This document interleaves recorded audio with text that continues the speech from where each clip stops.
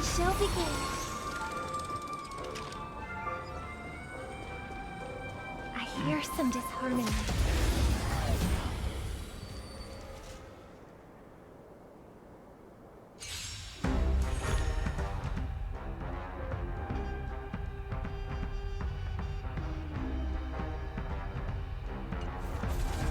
Dangerous spots. Resonate all together. Let me through. A soul shall embrace. Tonight, the stars echo because of me. Rise up into my world.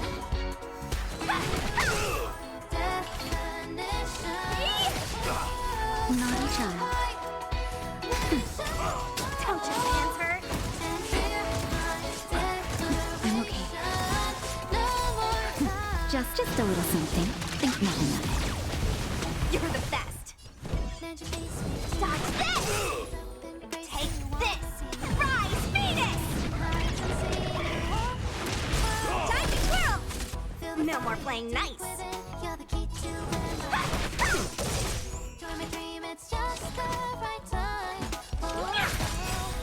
Do you know what? This big diamond! It's all yours! Time to twirl! Nap time.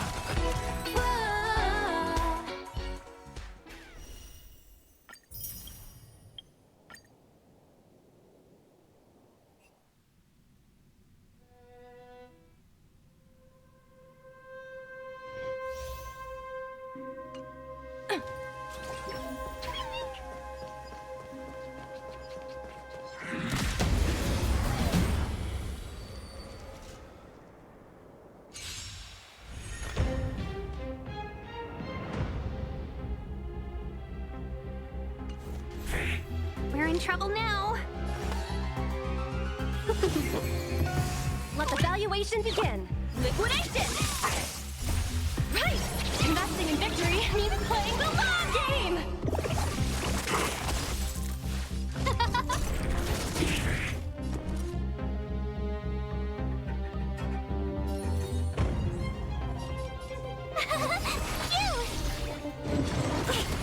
Try that again! You can't run! 1,000 wonders to raise your spirits! Fight as one!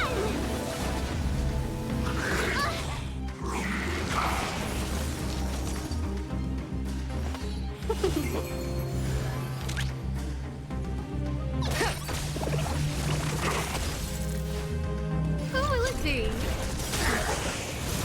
Everything is worth. Oh, stars, give these trailblazers your blessing! Told you I could fight. Welcome, customers. Easy, Numby.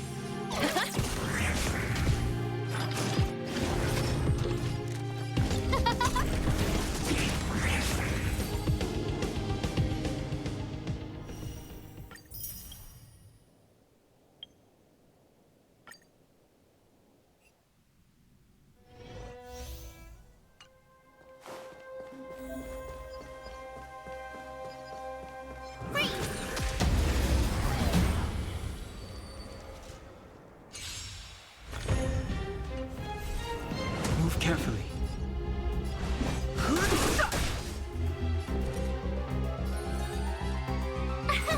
Here! Let's go. Try that again. You can't run! The truth of life and death. The sanctuary is but a vision. Break! Gotta try hard. Watch this awesome move.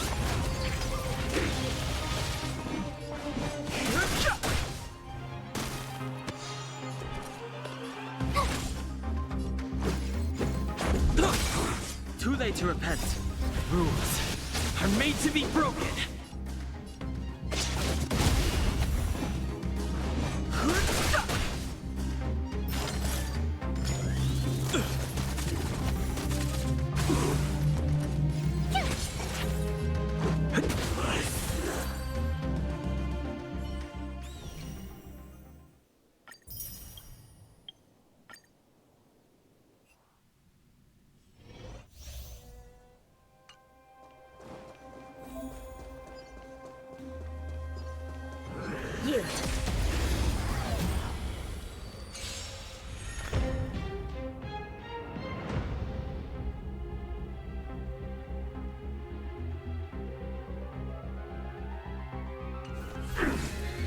smell of sin.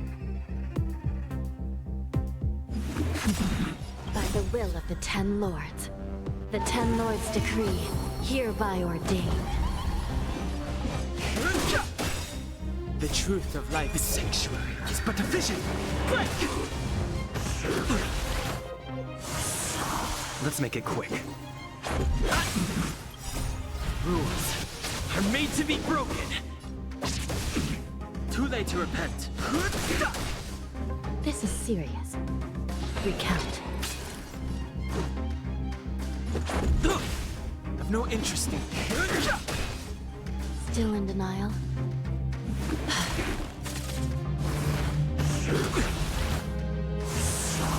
This is serious. I shall be the judge.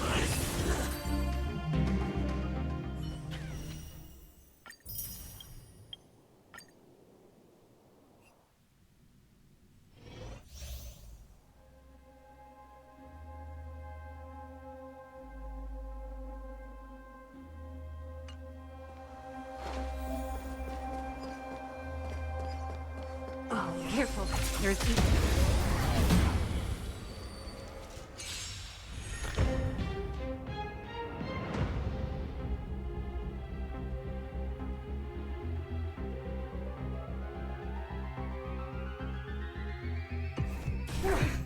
The smell of sin. Recount. I'm okay. By the will of the 10 Lords, the 10 Lords decree, hereby ordain. commencing support. Enemy data signet markers activated. Time for a good old counterattack. Knowing him this is the Mars struck. Do you admit this crime? By the order of the 10 Lords, execute the Mars struck. I shall be the judge. It's time. Knowing him this is the Mars struck. That'll take. That's better. I will remember your just a little something. Think nothing of it. Thanks for the support. Enemy targets detected. Enemy data signet markers activated. Time for a good old counterattack. Next time.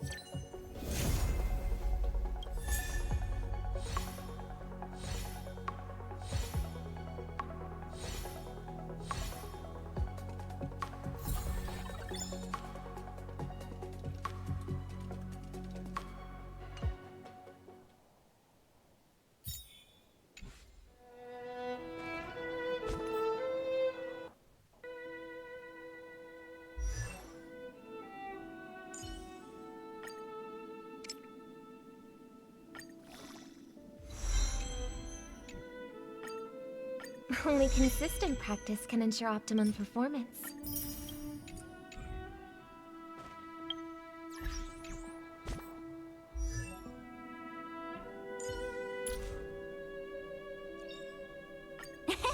My past is gradually coming to light.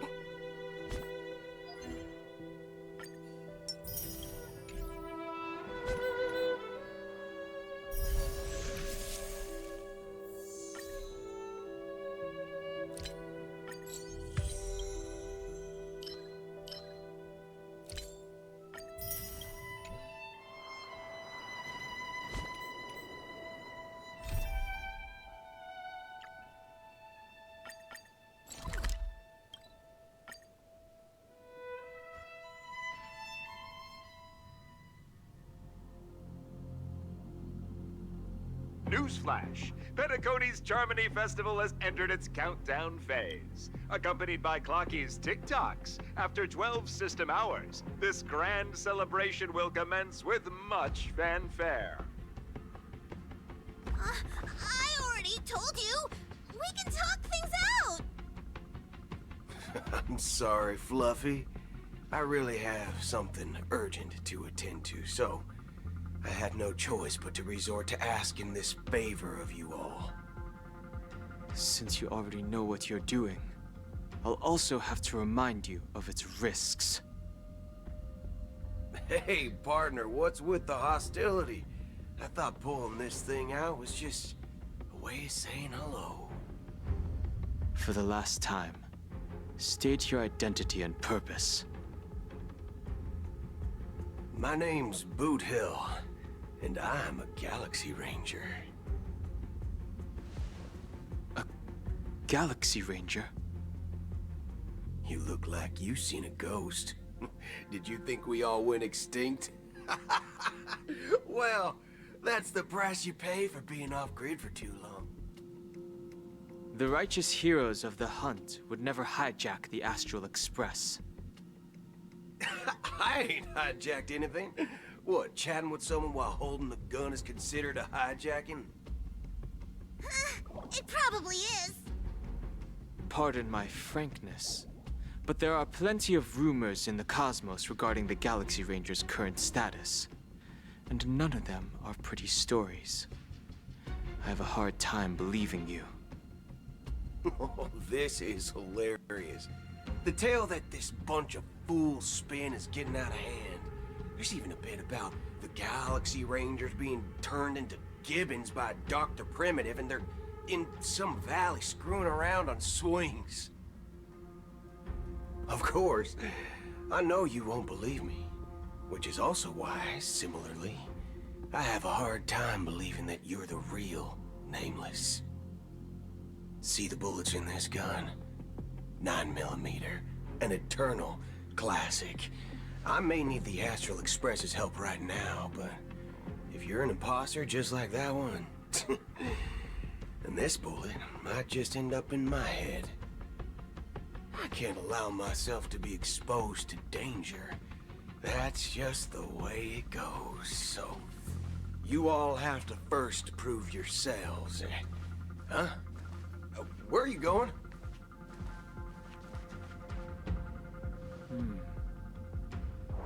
Recognize this? It's a model fudger. The Jade Abacus of Ally and Oath. The CN Joe really gave this to you guys? Model fudger? This is the Jade Abacus gifted to the Express by the Shenzhou Luofu's general, Jing Yuan. Its presence on board serves as the Shenzhou Alliance's official recognition of the Express. Is that enough? Not bad, kiddo. And across these sprawling stars, a gentle squeeze is all it takes to rustle up a whole legion of Cloud Knights. Now, I reckon that'd be one fudging sight to behold. Now it's your turn. Been ages since the Galaxy Rangers had the spotlight shown on them. We ain't equipped with such fancy gadgets. But I've been around the block enough to know the way to handle these types of situations is easy as pie. Alright then. Feel free to toss any questions my way. Let's see if my answers can't turn your trust. If your gut tells you otherwise, still ain't too late to show me the door. And why would I play along? If I truly am a real Galaxy Ranger, you stand to lose nothing. All right then. Tell me, what kind of organization are the Galaxy Rangers? Oh, my friend, this question is a hard one. I don't think I can even consider us an organization to begin with. Everyone's on their own fated path along the hunt, with their own resolute sense of righteousness and not so welcome among such so-called universal values. This reply does not instill trust. It only makes your predicament more precarious. I'm guessing you're gonna ask about some form of shared faith, right? But us Galaxy Rangers don't need that sort of thing. What brings us together is a shared bottom line. Never bully the weak. Never kill the innocent. These oaths aren't some lofty beliefs, but the fundamental bottom line that one must never cross as a person. As Galaxy Rangers, we strictly adhere to the bottom line. When someone crosses them, the hunt's vengeance will surely come knocking. And in this moment, the other crucial meaning of bottom line comes into play. As long as you don't cross it, you're free to do whatever you please. You catch my drift? Second question. Why do you seek trouble with the Astral Express? I already said that I seek no trouble. I must go to Penacony for a matter. But I don't have an invite. And I can't even enter the family's hotel doors. If only I could borrow the Nameless's identity. The entire cosmos knows your guess of the family. Aren't the Galaxy Rangers also esteemed guests? Oh, you've hit the nail on the head. This is why I'm here. It's fine if I tell you.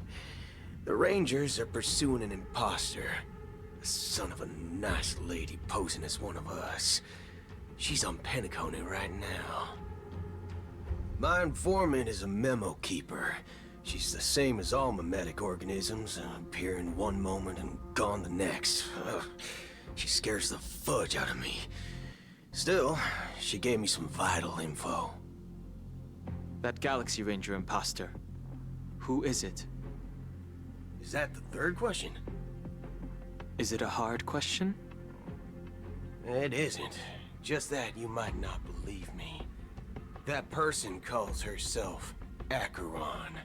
And according to our informant, she could be an emanator of nihility. That's impossible. That's what I said. Don't worry. When I first received the news, I had the exact same reaction as you. IX never gives anyone so much as a first glance, and that's perfectly normal. What reason would they have to bequeath strength unto mortals? Then you must know that emanators can also conceal their own identities, which, for many people, it's better that way. Otherwise, there'd be wanton bloodshed across the cosmos, or even, perhaps, turning their back on the path they're supposed to follow. I had the good fortune of running into an elation emanator. Its appearance was no different than that of those clowns. If it weren't through sheer luck that I got it drunk, I would have never known of its eminent status. Even in the purest hunt, you'll find the Xianzhou Alliance under the spotlight and Galaxy Rangers lurking in the shadows. Paths are inevitably concepts created by people and exist in planes beyond our understanding. To reckon that nihility emanators don't exist, well, maybe we just ain't nihilistic enough.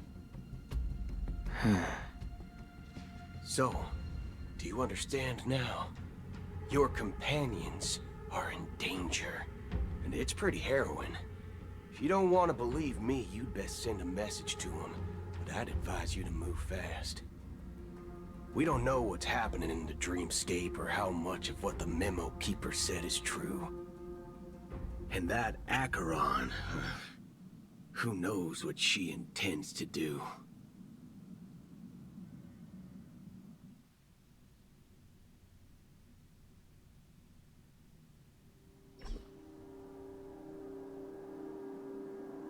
I don't intend to do anything.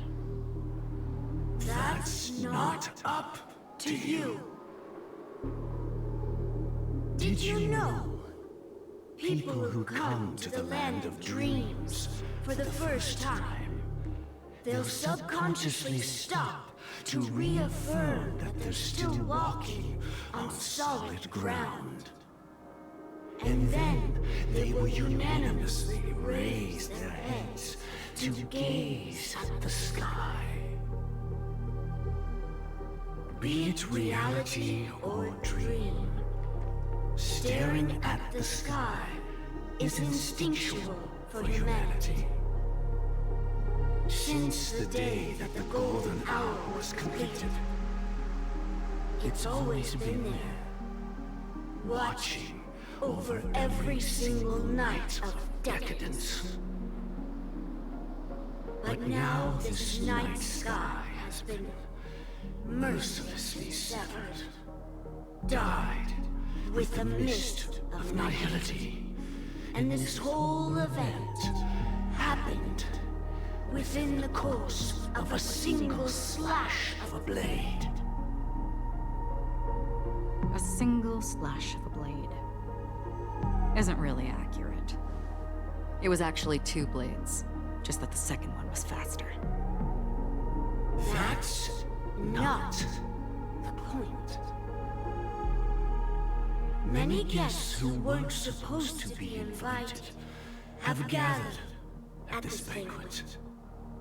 Even if the harmony is all-embracing, I have no choice but to show some of them the door. For the sake of Penacony and the peace. The planet of festivities has no place for you, a puppet of nihility. Those who live in the shadows do not bear the right to tread the illuminated stage. Speaking of living in the shadows, there's probably not much difference between us. It's only polite to reveal your true self, at least when speaking to others. Penacony's Dream Master.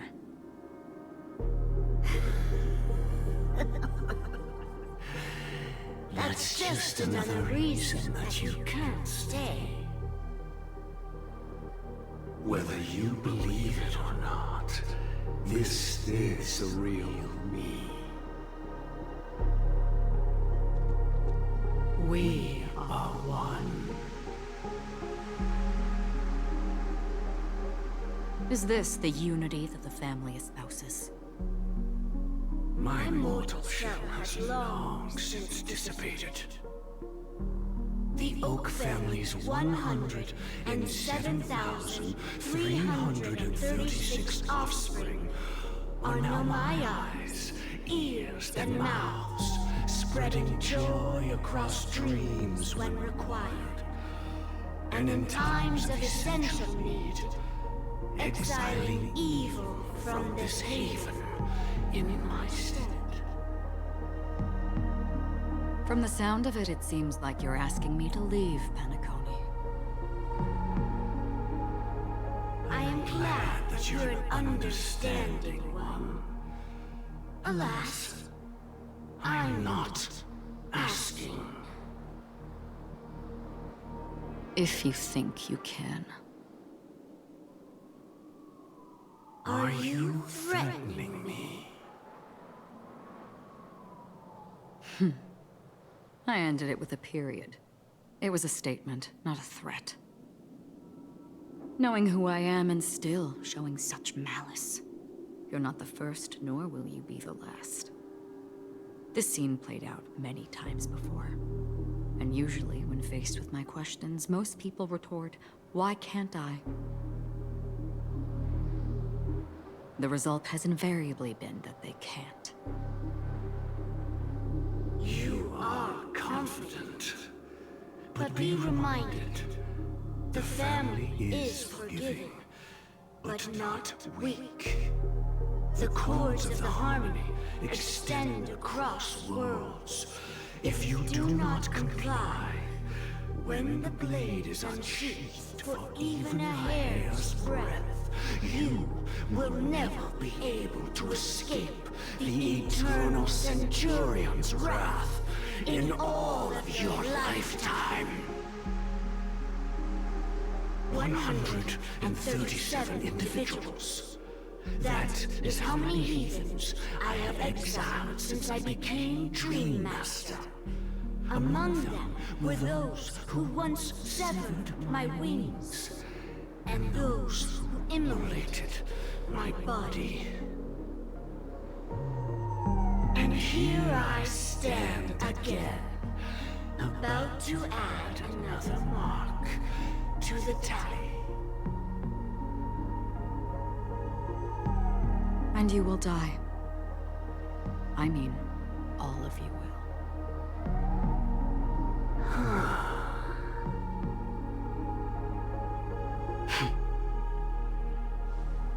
But that won't come to pass. I'll do as you ask. I'll leave.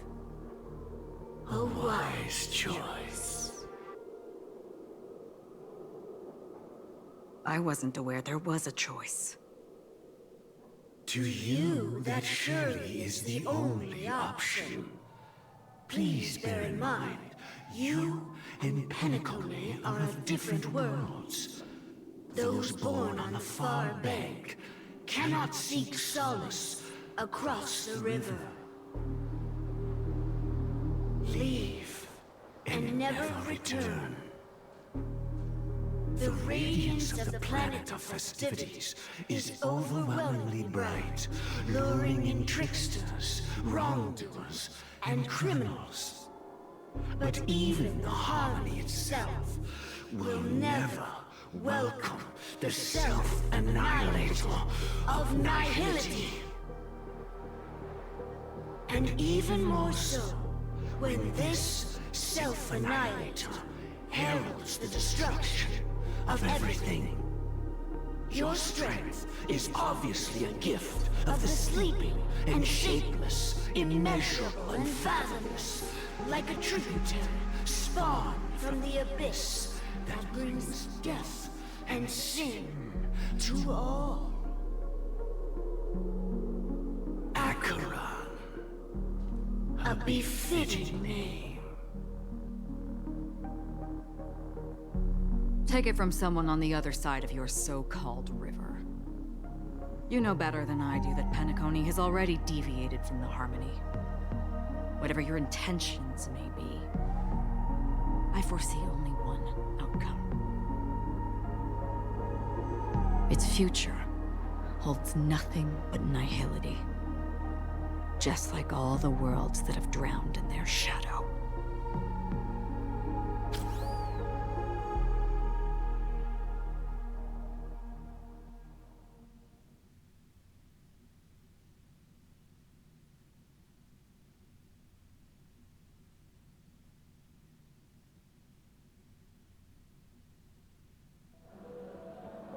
Attention, please. The unusual event that occurred moments ago was due to a technical malfunction at Clock Studios theme park. The family has promptly responded to secure the area, and we're happy to report that there have been no injuries. Oh, I swear that was no movie shoot. So many chips fell from the sky, and I even caught one of them. But it vanished in an instant before my very eyes. Excuse me. Are you talking about the Clock Studios theme park incident? Yeah, what about it? Oh, Miss Robin! Am I seeing things right? No need to worry. I apologize for any inconvenience caused to your delightful dream journey. What you just mentioned about the chips really piqued my interest. Would you mind providing more details about the incident? Oh, it was just those chips you normally see everywhere. The green ones? They fell from the sky as if it were raining. And then those chips simply disappeared. It appears to be the Dream Sim tech the Iris family has been developing. Huh? Miss Robin, you mean those chips were all part of a performance? But I really... Shh. This technology hasn't been made public yet. It was originally planned to debut at the Charmony Festival, but it seems it's been leaked. Can you help me keep this secret? The raining chips were supposed to be part of my act. Oh, I see. Then it all makes sense now. I'll do anything to help make the Charmony Festival a success. Thank you. As appreciation, I'd like to give you a token gift. Oh, this button is... Press it at just the right moment in the celebration, and there could be an unexpected treat in store for you. All right. It looks like there are other guests who are also confused. I'll have to excuse myself. Please, enjoy the dreamscape. So many people talking about it. This commotion at the theme park definitely made waves.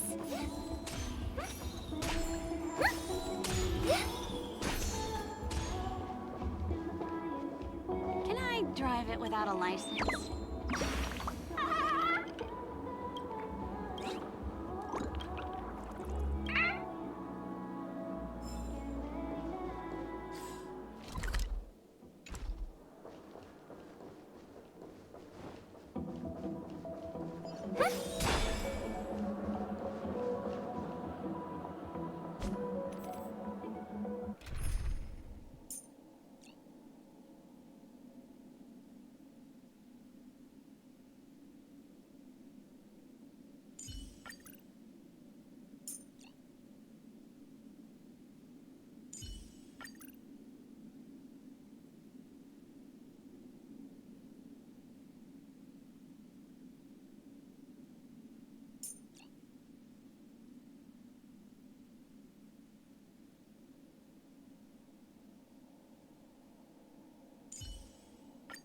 It isn't wise to put down the...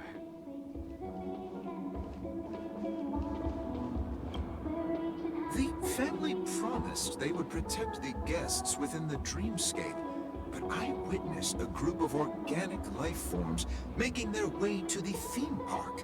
And soon after, a rip tore through the sky, and black rain started leaking out of the void. The family needs to provide a reasonable explanation, or I'll take my loved ones and return to reality. I thought the dreamscape was supposed to be a paradise. If it's not, then there's no point staying here. It appears the good sir has seen many great events. And it's true that an uninvited guest has unexpectedly entered the dreamscape. However, their target is not the ordinary guests, but the ambassadors of the IPC. The family will certainly ensure that the safety of the guests is of the highest importance. Miss Robin, I know the Bloodhound family has already sealed off the theme park and has control over the situation, but it won't resolve the problem. The family can try their best to protect their reputation, but as a guest, I don't wish to gamble with my life. But as you can see, sir, no innocent bystanders were affected in this incident. Perhaps the dreamscape is not as perfect as promised, but there's no place safer than dreams under the family's rule. I believe you know this better than I do. If this incident happened in real life, how many people would be able to walk away from it? I could stay here, but keep in mind, guests come to Penacony to enjoy the dreamscapes.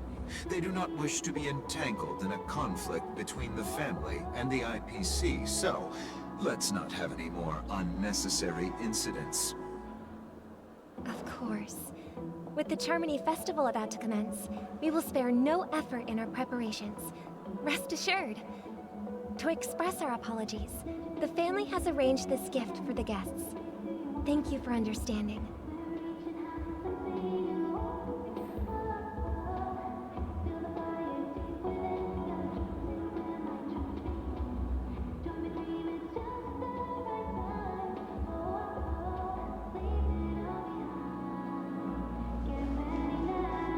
You've had...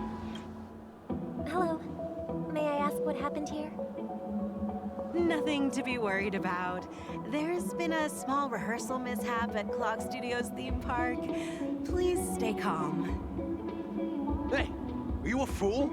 You don't even recognize Miss Robin? Who do you think you're talking to? I'm sorry. I've just been transferred to the Bloodhound family, and I'm still not too used to working on the streets. I didn't realize it was you. I'm so sorry. Hey, don't sweat it. You guys have a tough job. I know how it is. How's the situation looking? Oh, we've sealed off the theme park. Most guests are used to bizarre phenomena in the dreamscape, and so far, no threats have been detected. We can expect order to be restored soon. Rest assured, Miss Robin will intensify our patrols to ensure that no incidents occur. I trust you guys. But regarding what happened in the theme park, what do you hounds think about it? It's okay. Feel free to speak your mind. Well... Actually, I was there shortly after it happened. Is it true that the IPC's ambassadors came with ill intent? And that Galaxy Ranger who easily cut through the sky? Miss Robin, to tell you the truth, everyone's been talking about it. The myriad factions on Penacony have already been causing unease for everyone.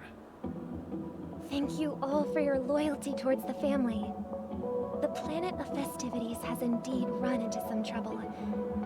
The representative from the IPC, he's trying to regain ownership of Penacony and is prepared for a hostile takeover. Of course, the family did not agree. The result of the failed negotiations is as you see it now. No wonder. So this is the main reason why the IPC staff are banned from entering the dreamscape. Did they apprehend the troublemaker in the end? Don't worry. Mr. Sunday is currently tracking his whereabouts, and he'll have something to show for it soon. However, given the situation, the IPC surely won't let this go easily. Therefore, we are relying on you hounds to maintain the order and stability of the dreamscape. Please be assured, Miss Robin, we take our orders seriously. We won't let those IPC cronies get away with this. Thank you for your hard work. If there are any other members who still feel uneasy, please tell them on my behalf that protecting the dreamscape requires everyone's help. This is a small gift prepared by the Iris family for the guests. There's one for you too. Please, open it at the Charmony Festival for an unexpected surprise. I can't believe I received a gift from Miss Robin. It feels like I'm dreaming. Wait, I am in a dream. If trouble comes knocking on our door, we're not afraid to go to war. Rest assured, the dreamscape's peace will be protected by the Bloodhound family.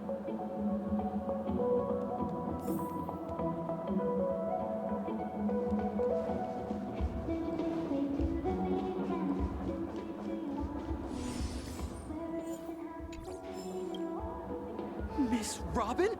That's the renowned cosmic superstar, Miss Robin! I didn't expect to meet a fan here. I'm honored. Welcome to Penacony, a world filled with wonderful dreams. I can't believe I'm actually meeting the real Robin! Shouldn't you be preparing for the Charmony Festival? Preparation is important, but the ceremony is fundamentally about sharing the Great One's harmony with everyone. If there's a chance to sing with everyone, I will not refuse. Regarding the recent mishap, I understand it negatively impacted some of our guests. As a member of the family, it's only right for me to come forward and offer my apologies to everyone. But, are you sure it was actually a mishap? Everyone saw those chips descending like rain and the red light tearing through the sky. Claiming it was merely special effects seems a bit far-fetched. Plus, I met that generous gentleman. He looked really out of it and kept talking to himself. Is this also part of the performance? Everyone, please do not panic. I believe that the family will give everyone a satisfactory answer in due time. Even if you say so, Miss Robin, it's hard to believe. Some people just never listen, do they? It's never ending. It just goes on and on. I'm getting really tired of this. Miss Robin? Still, I suppose I should keep on helping everyone. I am the epitome of joy, kindness, and goodness, after all. Huh? What was I just doing? And, who might you be, miss? Here, take this, little guest. This gift has been specially prepared for you by the family. Make sure to take good care of it until the opening of the Charmony Festival. Then, when the show reaches its climax, press the button together with the others around you. You never know. Something very exciting might happen.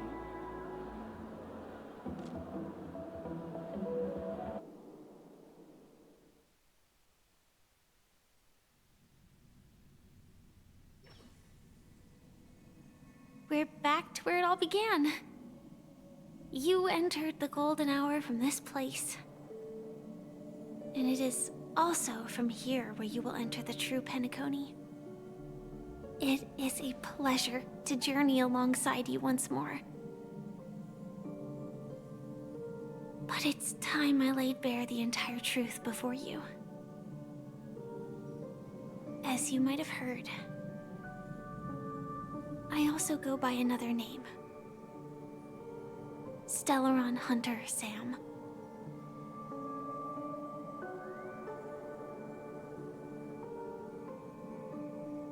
I'm fine. Sorry, I hope I haven't scared you. I know you have many questions. Do you remember when we encountered death in that strange dreamscape? When I was caught by that meme? In that instant before it killed me? I saw the reflection of another dreamscape in its ghastly pupils. So, following the clues in the script, I came up with some theories about the meme. That's why I instructed Silverwolf to issue invitations, drawing everyone to the Dreams Hotel. I intended to call upon death before you arrived, to solve the riddle using more direct means, and then invite you to join. However, contrary to my wishes, I couldn't defy the script. And I didn't get a chance to explain it to you. It is how you see now. I was impaled by the bladed wings of death. The heavy pressure of concentrated memoria miasma exploded in my mind as if it was actually reality. But after the momentary numbness subsided, I found that my body was absolutely unscathed. I was still alive. And it was just as I thought. I had arrived at a place starkly different from this beautiful dream. Beneath the dreamscape of Penacony lies another, more chaotic, more primal memory zone. Its name? Land of the Exiles. And so, then I returned to the hotel in the dreamscape, hoping to tell you of its existence. Yet I could not reveal my own identity. So, I could only divert your party's attention and lure you away from the battlefield. And after, all my attempts proved futile. It wasn't until not long ago, when a crimson blade of light shattered the high wall of the dream, causing you all to fall far into the abyssal depths of the dreamscape, that I was able to awaken you and your companions one by one. And that's it. That is all that's happened so far. I know it's tough to believe all this without reservations. I just want to say, you are very close to the final answer. Just one more thing needs to be done. And then I can prove it to you. Now, let's leave this place. Please close your eyes. Take a deep breath and visualize the dreamscape's outline in your heart. And remember, you must not open your eyes at all times. 3, 2, 1. Don't be afraid. The one who has come to greet us has arrived.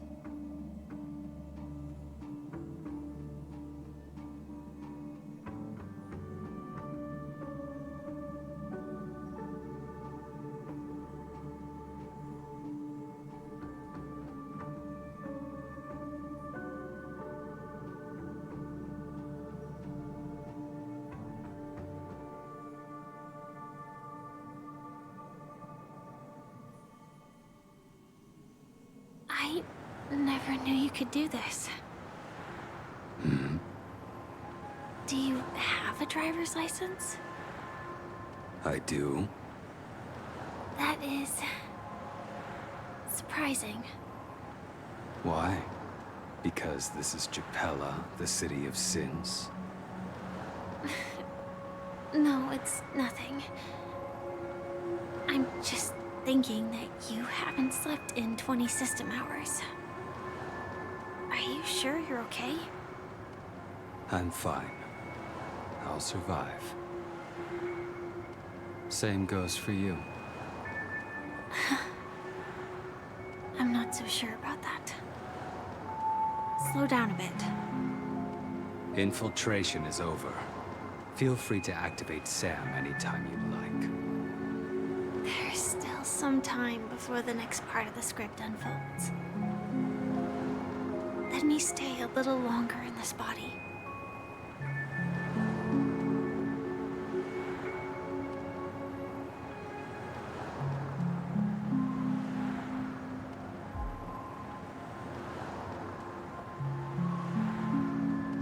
Such a long tunnel. Didn't feel this long when I set off. In half a system hour, it will lead us to Kafka.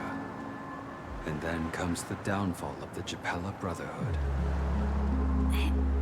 Is that also part of the script? It's in your script too. Sorry. I didn't notice. Their destiny won't change just because of your selective ignorance. I told you before, it's a bad habit.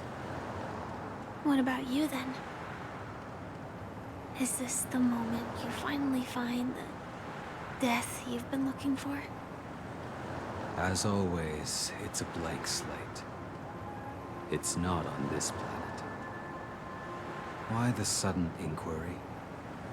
Because I'm currently in a car with a sleep-deprived driver. I just want to get there in one piece.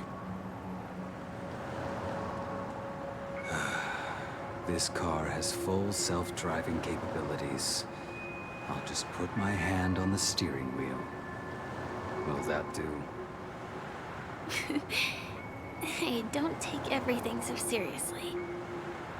Elio would always say there's only one type of destiny. The inescapable type. He can see the future, and we, likewise, are aware of our predetermined end.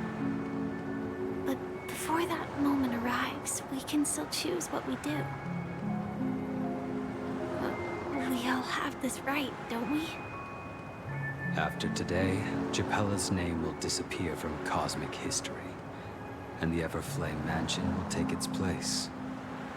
In the not-too-distant future, you'll receive an invitation. That's your next stop. Land of the dreams. Penacony. I hope you find whatever you seek there. Be it answers or salvation.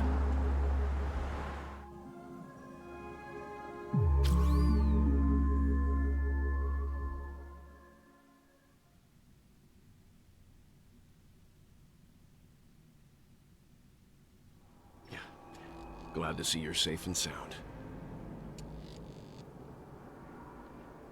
Close your eyes.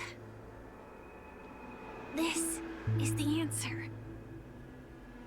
Isn't it incredible? The monster that we have always known as Death is actually the guardian of the land of the exiles. It abides by a certain rule. Abducting people from their dreams and bringing them here. The question that has been perplexing us, does death really exist in Dreamscape, appears to be a cognitive trap. It was laid by those orchestrating events from the shadows to cover up the truth behind the disappearances and the existence of this fortress known as Dreamflux Reef. Every emergence of that meme is related to the Watchmaker. Since Dreamflux Reef is where it brings its captives, it's likely that many of our long-standing questions will be answered in this place. The atmosphere here is starkly different from the beautiful dream. There are no regulators here like the family. And they all look like they're mildly dazed. But from the whispers of the residents, I've heard a familiar name. Gallagher. It's that man again. Always in the right place at the right time. Though that does save us the trouble of looking for him. Himiko and March have already made a move. Get ready. We're about to set off. The real Dreamscape, the land of the exiles. Before we go, should we speak to everyone first?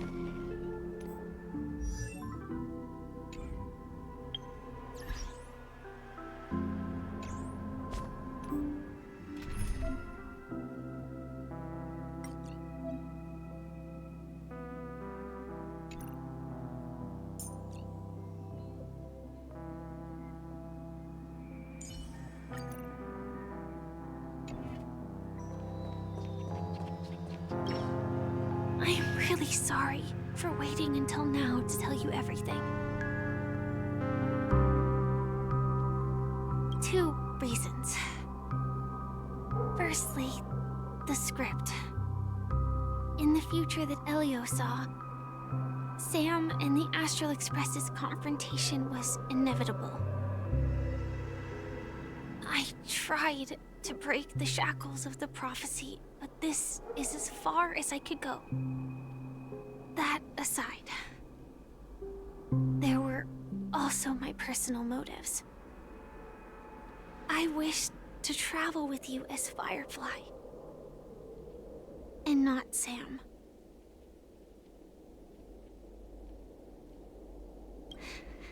Thank you. Elio only gave me one instruction. Allow the Astral Express to pursue the Grand Legacy. It means that the Watchmaker's legacy holds great significance to trailblazing. And to you. Elio's scripts used to revolve and expand around certain specific Stellarons. But with your appearance, this condition has apparently ceased to be appropriate. Perhaps he also saw the impossible in the future. Do you still remember that medical cabin I told you about? Well, that's Sam. It belongs to the Iron Cavalry of Glamoth's Firmament Frontline. A Firefly Type 4 Tactical Heavy Assault Mech. It is the cradle of my vitality. And the meaning of my birth. And for the longest time it was how I should have looked to the rest of the world. The timescale of Dreamflux Reef differs from reality, so we mustn't lower our guard. You're sensitive to Memoria. A slight misstep, and you could get lost in this memory zone.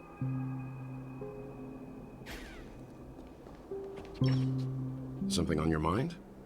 Let's talk about it. No wonder Miss Acheron is so averse to drawing her blade. It's hard to imagine such terrifying power could reside in an ordinary sheath. If it weren't for the fact that Aventurine's power originated from the preservation, the entire dreamscape would have been affected. Don't feel burdened by this. Even without that Stellaron inside you, Aventurine would still have found other methods to accomplish his goal. Let's just believe in Miss Acheron. And given her prowess, I don't think we've got anything to worry about. During your investigation, he shared a vital piece of information. Mikhail, the former watchmaker who collaborated with the family to construct the Penacony we're familiar with today, had a falling out with the family for specific reasons. But this is precisely where the problem lies. You were clearly investigating a murder, so then why, as a security officer, is he changing the subject to talk about his past with the watchmaker? And now, with Firefly mentioning his name again, it's hard not to be suspicious.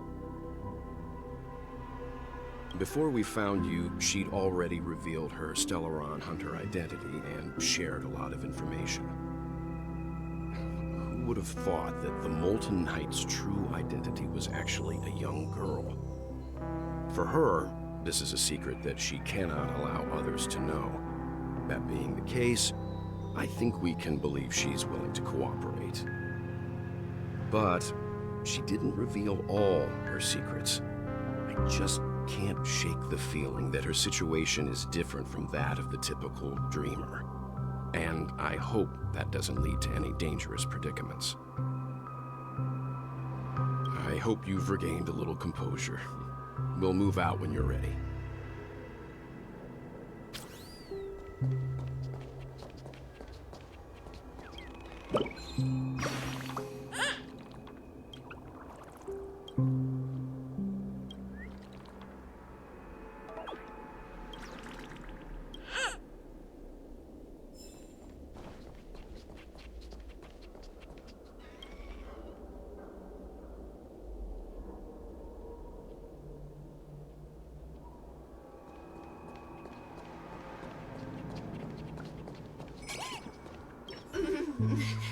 Welcome to heaven. Dreams, true or false, all are ephemeral. Might as well drink more Soul Glad instead.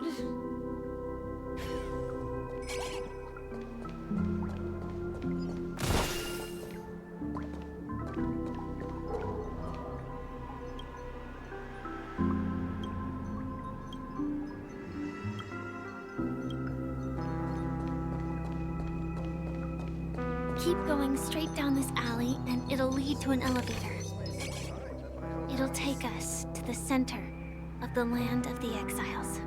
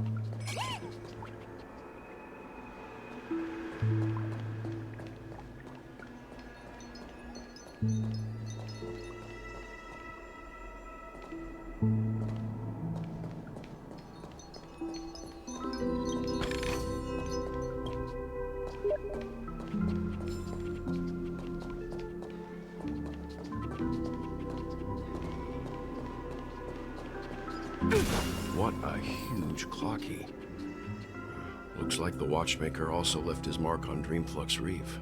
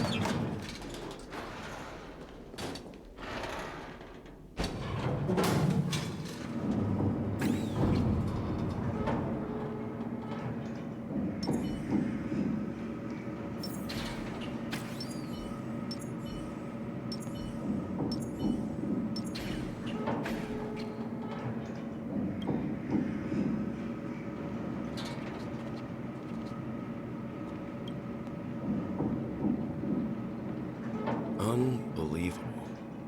To think there's a settlement of this size within the dreamscape.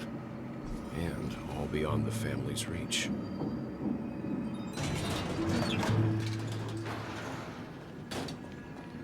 The atmosphere in this fortress is pretty different from that in the beautiful dream. When I first saw it, I was in awe too. The sky here, it's like a reflection of the 12 dreamscapes. What's even more bizarre is that this place is also separated into trade and residential areas. The layout may be simple, but the facilities are very comprehensive. It seems that there are quite a number of people living here. Though both dreamscapes have distinct styles, the architectural designs are quite similar. Works of the same hand, perhaps. Hard not to speculate on the connection. But there's no point in overthinking things. Let's meet up with Himiko and the others first. Take a right turn at the end of this road and you'll reach the trade district. There are more people there. And perhaps someone knows where she is. Not coming with us? The Astral Express likely needs room for some internal deliberation. In the meantime, I'll try and locate Gallagher. Sure. Let's reconnect later. Letting her go was the right decision. Further observations are needed before we decide whether to trust her. But first, there's someone I need to talk to. Let's go. I'm sure you've already noticed him. He's right over there. The Reverie Hotel's bellboy. How did he end up here? And right after Miss Acheron severed the beautiful dream. We'd better check, just to be sure. This can is perfect for me, and perfectly legal for me to stay in.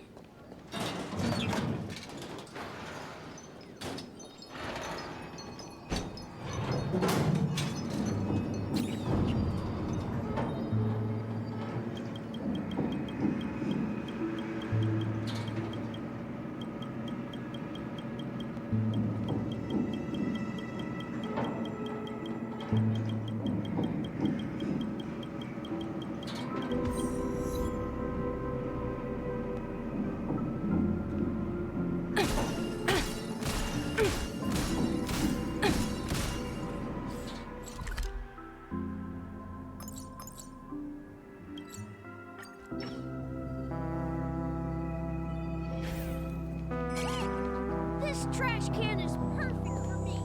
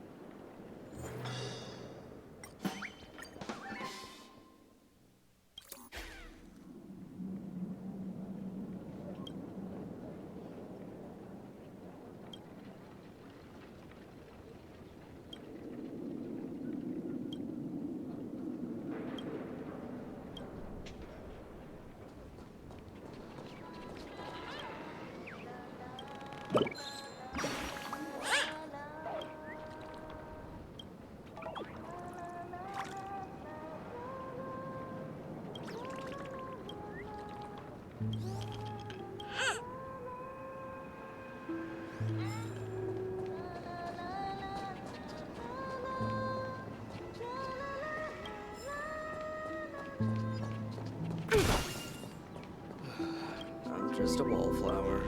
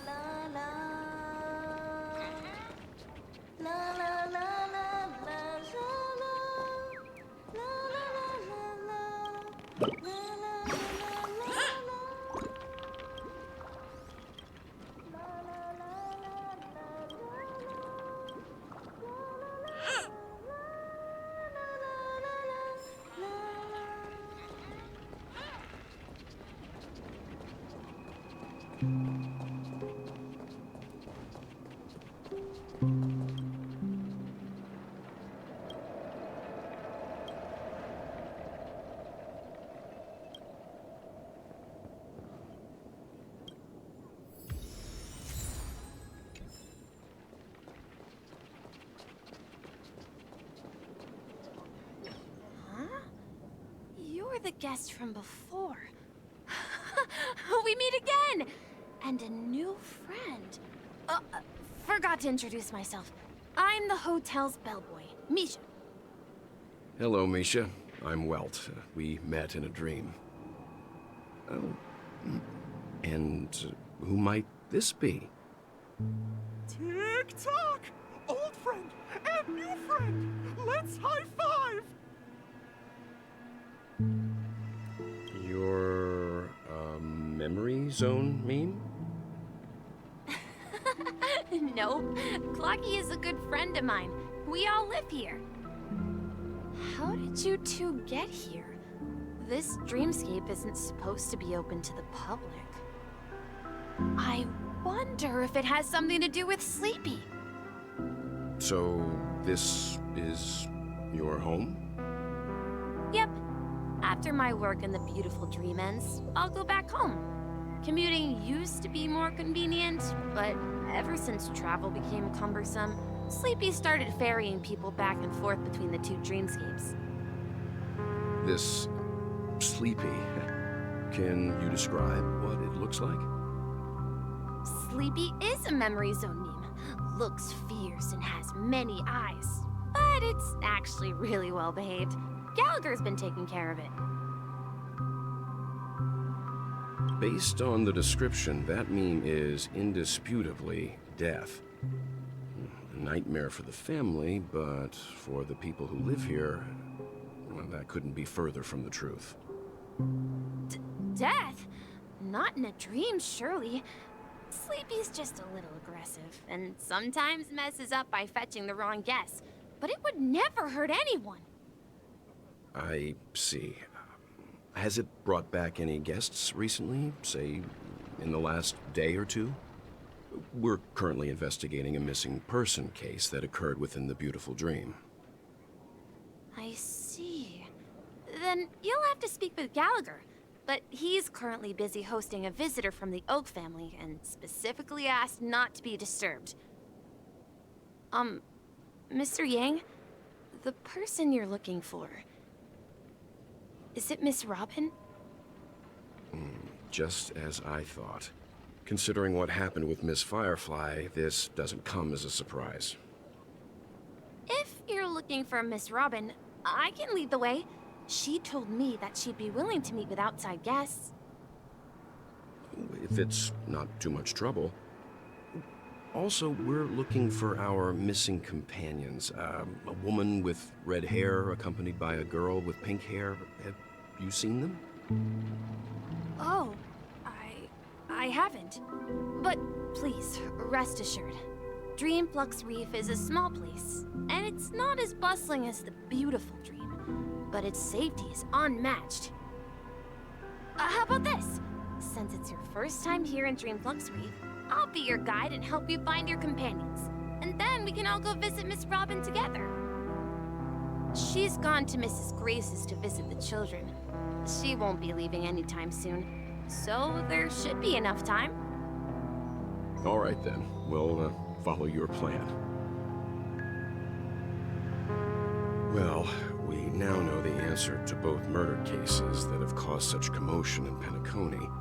As for the intentions of the mastermind behind it all, we're still none the wiser.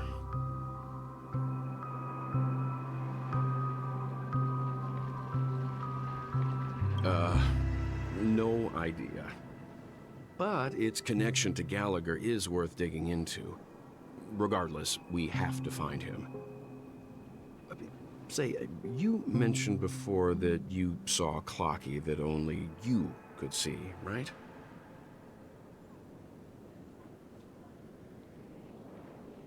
I can't shake off this strange feeling.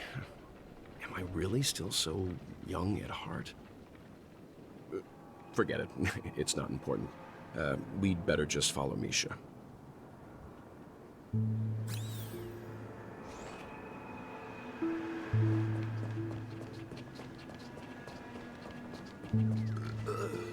Nothing ever beats a good drink.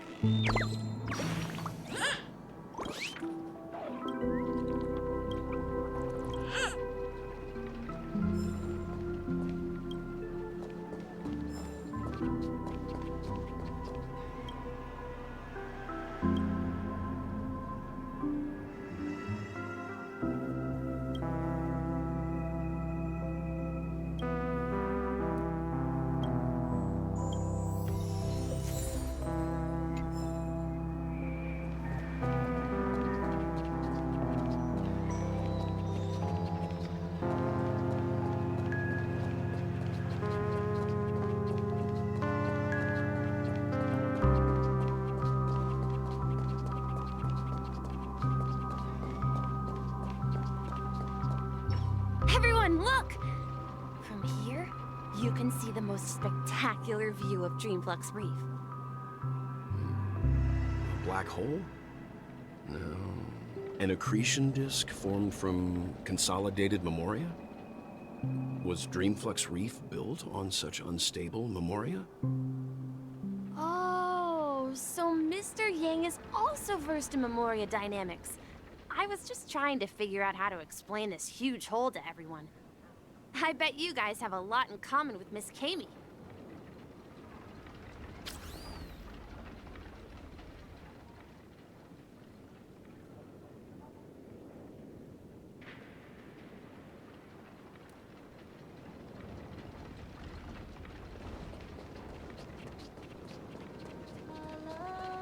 Look! There she is! My calculations are finally done. In another 10 system hours, the above dream will swallow the dream below. My hypothesis was correct. This place will cease to exist as the dream devours everything. Who are you all, and why haven't you left yet?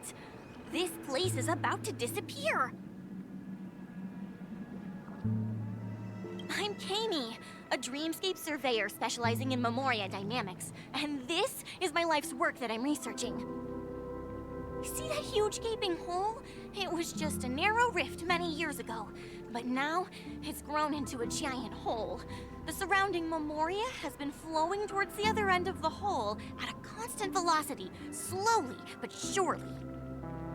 But the scary part is, according to my calculations, the flow rate of Memoria has recently changed, and it's faster than ever before. It's almost as if something is sucking it in from the other side. By constantly improving upon Madame Rosalina's Memoria measurement method, I've finally obtained accurate results. After 10 system hours, the Dreamflux Reef will cease to exist. Just like the melting of glaciers, everything will crumble and disintegrate. The dreams on that side of the void will fuse into one. Please don't worry. This sort of thing has happened many times before. Miss Kami isn't a bad person. She's just a bit lost in her own world. She'll probably realize she's wrong soon enough. You don't say. There was something else that piqued my interest. Who is Madame Rosalina? Oh, do you know her too? Or are you also a fan of Memoria Dynamics? We're very interested in Madame Rosalina's achievements. Could you tell us a little more about them? Why, of course! She's an excellent scholar of Memoria Dynamics, and the first person to apply Memoria rate measurement methodology on interstellar travelers. Regrettably, due to the presence of the Garden of Recollection, ordinary people don't pay much attention to the nature of Memoria. She departed this world without much fame, leaving only a few thin journals behind. I came to Petaconi to learn more about my idol, and went to great lengths to seek out Dreamflux Reef, all because this is her final resting place. Prodigies always meet their demise prematurely. If only Madame Rosalina had more time, she would have discovered a way to reverse the flow of Memoria. I felt it. The source is in the golden hour. There is a certain anomalous presence stirring the currents of the memory zone. I must uncover more concrete proof. I must convince everyone. Does the name Madame Rosalina sound familiar to you? That's right. It seems like she did a great deal of research and calculations in Dreamflux Reef before abruptly passing away. Miss Katie regularly mentions her. I hear Madame Rosalina passed away during the prison war. She could see the Penacony of today. Its people building homes in the memory zone. I bet she'd be really happy. Perhaps. Our destination is the commercial district. That's where the largest crowds gather in Dreamflux Reef. We might be able to find the others there.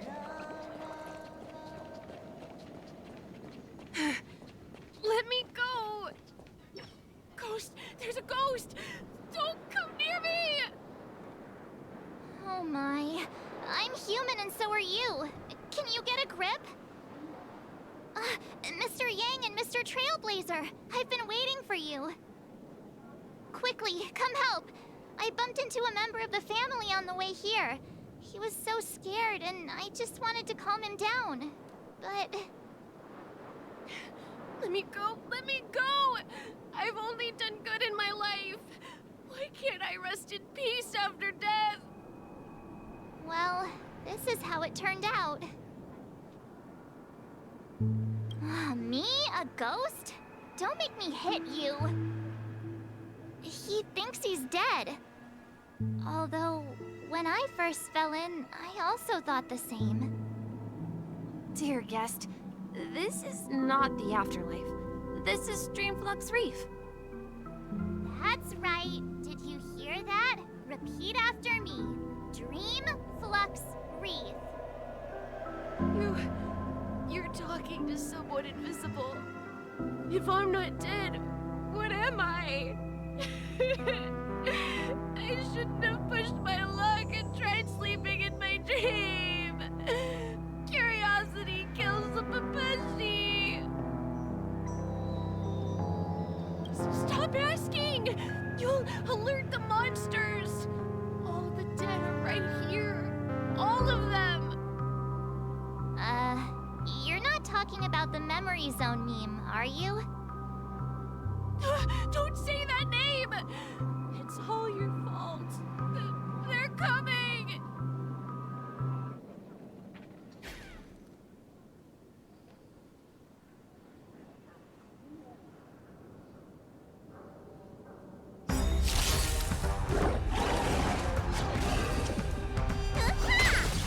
Liquidation!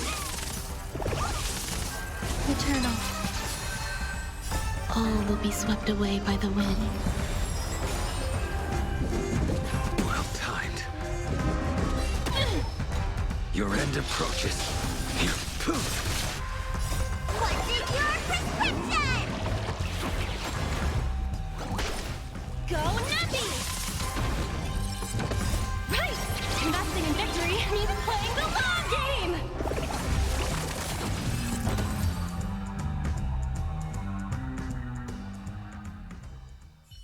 passed out.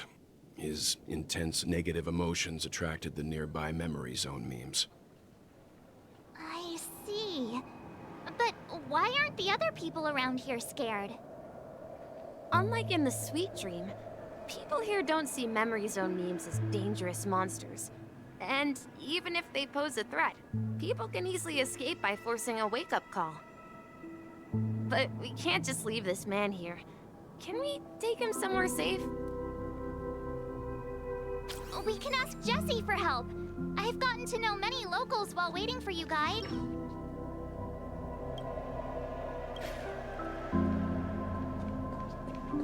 I remember when this place was all hustling and bustling.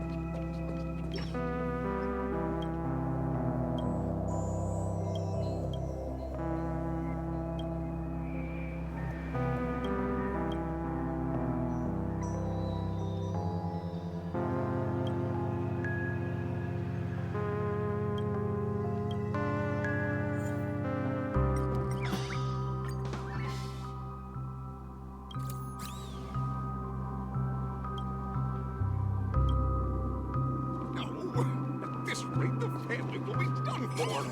Done for!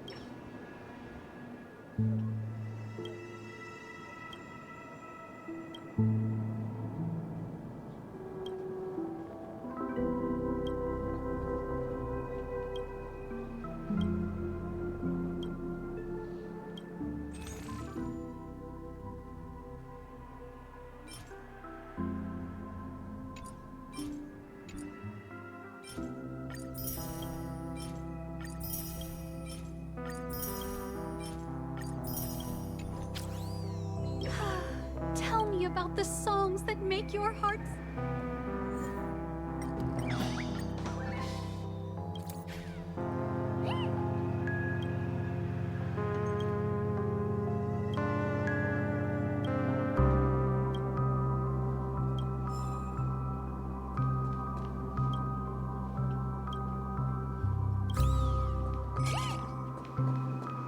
I knew you couldn't hold your liquor.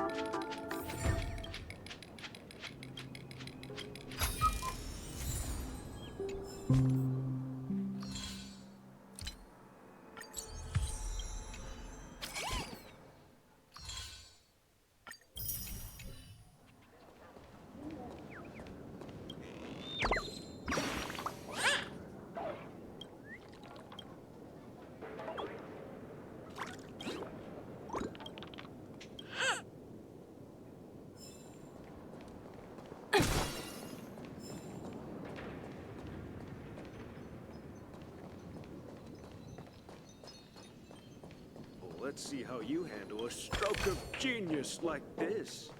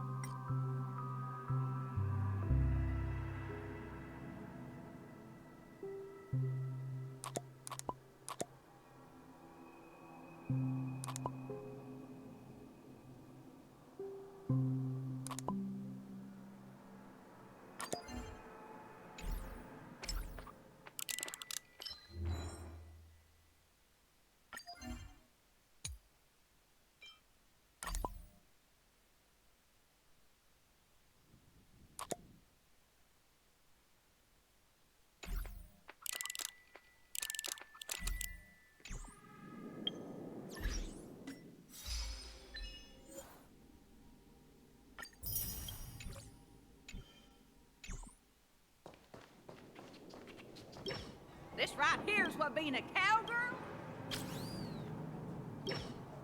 Evening, Jessie. Is it evening? Welcome, Miss March. Who might these be? These two are my friends. As for the man lying on the ground, he's a scaredy cat who fainted from fright. I see. Another poor guy who accidentally ended up here. I'll take care of him. There have been a lot of new faces lately.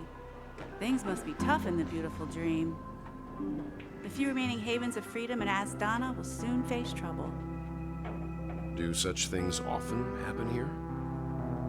Not really, but they're becoming more frequent now. Guess it's one of the signs of the Sweet Dreams collapse. This man has had quite the shock. Could you help me find a Halovian lady, March? Her songs can heal mental wounds. A Halovian lady? That must be Robin. She's also here in Dreamflux Reef. Huh? Robin? But I thought she... Oh, right. If Firefly is here safe and sound, then it means Robin must be okay too. Misha is about to take us to her to find out what happened. But before that, let's meet up with Himiko. You were with her earlier, right? We met some stowaways in the residential area.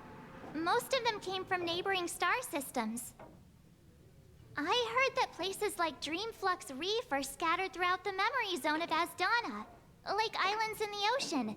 They existed before the family arrived. I also heard that when Dreamflux Reef took shape, it was the center of all dreamscapes in Penacony. If that's true, it's no wonder there are so many similarities between this place and the Sweet Dream. Himiko must must be gathering information. Let's hurry up and get going.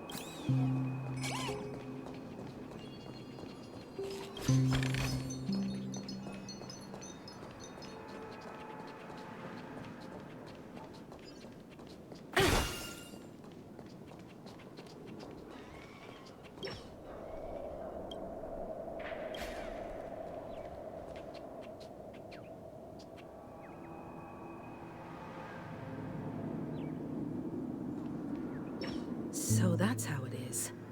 I never imagined we'd gather the remaining details here. To borrow Gallagher's catchphrase, what an unpredictable twist of fate. Himeko, here they are. Ah, perfect timing. Now that everyone's here, I'd like to introduce everyone to Micah, who's partly in charge of the Land of the Exiles. Micah, these are my companions. It's a pleasure to meet the Nameless. You know us? I've been keeping an eye on you since the day you arrived in Penacony. We would have met under more appropriate circumstances if Dreamflux Reef hadn't been isolated from the 12 Dreamscapes. Please, allow me to formally introduce myself. I'm Micah, the Gravekeeper of Dreamflux Reef. Gravekeeper?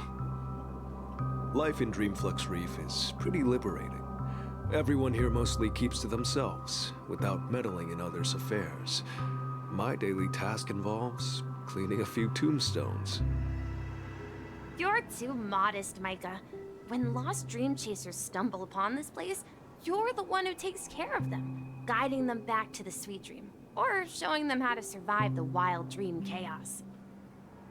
So, guardian of sorts.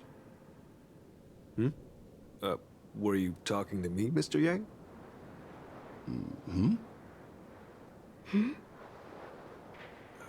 On that note, Mr. Mika, which tombstones are you referring to? We didn't come across any graveyard when we arrived. They're actually just symbolic stones. But since you're curious, Mr. Yang, I'll take you there. I have a feeling you might find something of interest there. But before that, you have an important guest joining you. An important guest? Who could it be? This way, please. The road's here.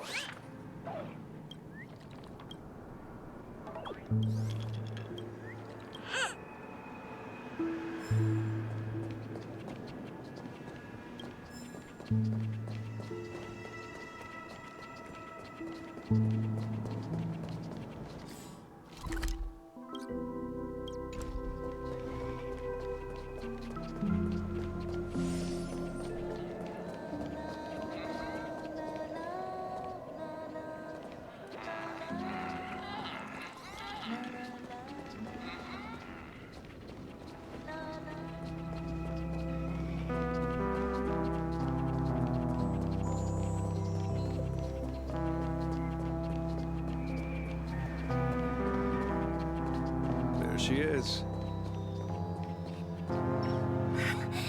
Everyone sings so wonderfully. It's not often that I tried this music style, but I've gained some valuable insights from it. Oh, I can't thank you enough, Robin. Well, these kids have made incredible progress in only a few days. It was nothing, Grace. I merely taught them how to sing. It was you who brought hope into their lives. Life must be quite difficult for them in reality, I imagine. That's right. Whenever it's time to say goodbye to these kids, they're reluctant to leave. But I've explored every corner of Dreamflux Reef, talked to everyone I met, and they all told me the same thing.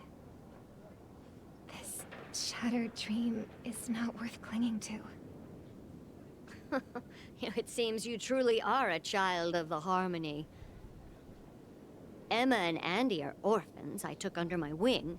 Carol there, with her blind eyes, used to work at a nutrition center in the outer ring of Penacony. And as for Gary, he's been living with autism since he was a child. They're not old enough to enter the sweet dream managed by the family. If we compare people to birds, these kids are like fledglings with impaired wings. But in this dream, well, they can fly freely. Even if they stumble along the way, well, they're still relying on their own strength. And me, an old lady with no legs. Well, without this dream, I couldn't even walk toward them. I'm glad that you found a new life here in Penacony. It's just... Don't worry, Robin. Dreams have their significance, but they aren't everything. Both the children and I understand this. No matter how long we fly through this dream, we will one day return to reality. But you know what?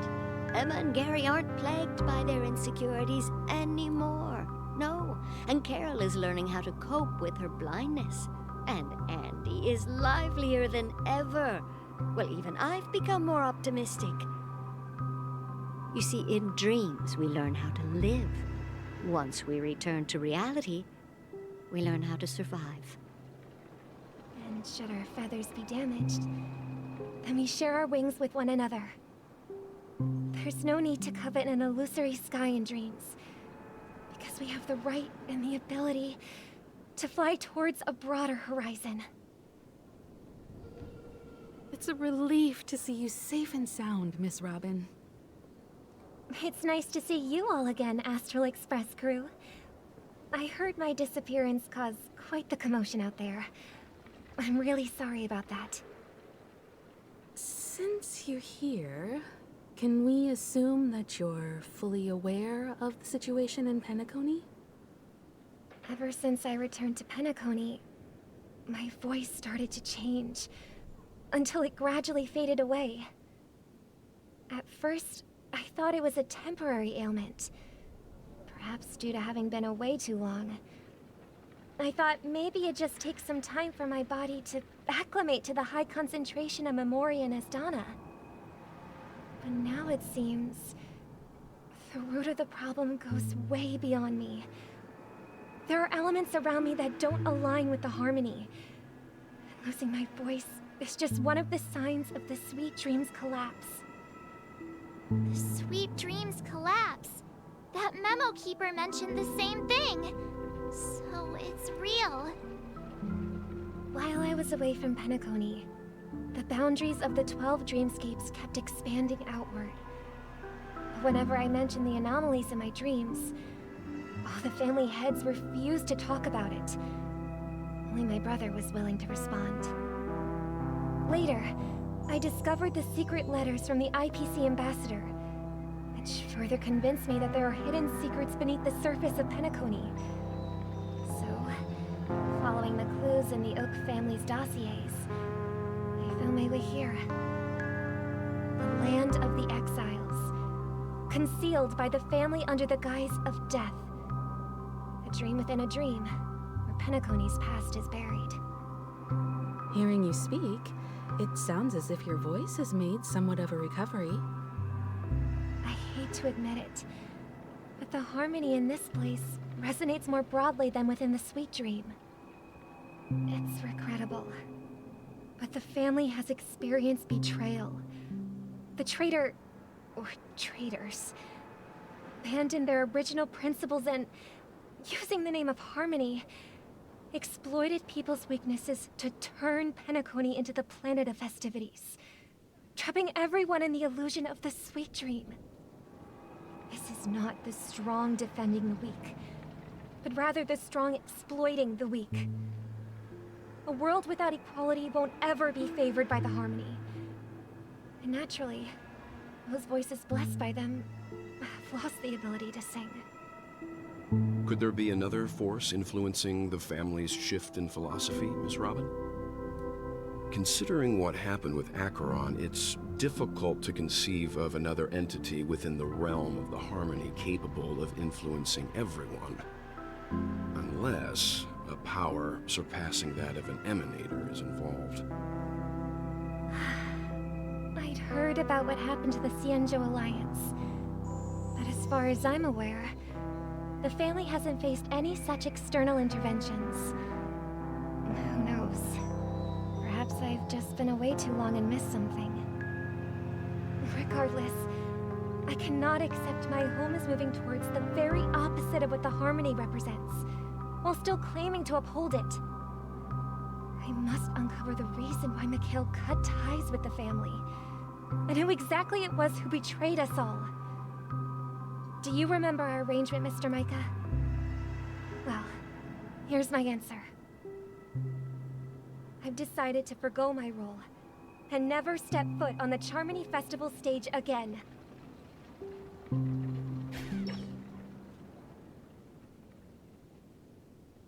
Look here, brother. A little bird. Looks like a fledgling Charmony dove. But Charmony doves don't live here. So how did this little bird get here? Maybe its parents abandoned it? It looks weak and frail. Why don't we find something soft and make a nest for it?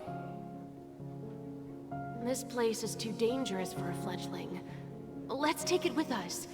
We can put it on the wooden shelf in front of your window. Okay. A bird like that must have a beautiful singing voice. But where will it live? I'll ask the family head to build a cage for it. A cage? But then it won't have the freedom to fly, right? Let's see. What is it that has captured the attention of the two best interpreters of the Great One? To the point that they've forgotten how to enjoy their dessert. Oh, poor little thing. Doesn't look like it's doing well. Do you want to rescue it? I do. But I don't want to lock it up in a cage. Why? Even if it's small and not fully feathered, and can't sing, it didn't come into this world just to be locked up in a cage. Birds, they should be flying free in the sky. That's quite the romantic idea. And what about you, a young scholar? Do you agree with your sister? I think she's right. But if we leave it out in the wild, it won't survive for more than a few days at best. Ah, I see. It seems our little scholar is still a bit unsure. Well, let me tell you youngsters a story. As you probably know, Charmony doves can fly through the air. When they fly really high, the friction caused by the flapping of their feathers against the atmosphere creates amazing lights, so that they look like shooting stars. We've seen this spectacle so many times that we think it's just something they can naturally do. But that's not the truth. Their radiant display is the result of countless struggles against nature over generations. Their ancestors were too weak to survive on the ground. So, to escape predators, they started seeking new opportunities in the air. After countless attempts by many generations, one of them finally figured out how to fly. It soared into the sky and never looked back at the ground again. So, you mean birds aren't born to fly, but they find a way to do it through their determination, right? Well, that's an idealistic way of putting it. So, what are your thoughts, Sunday?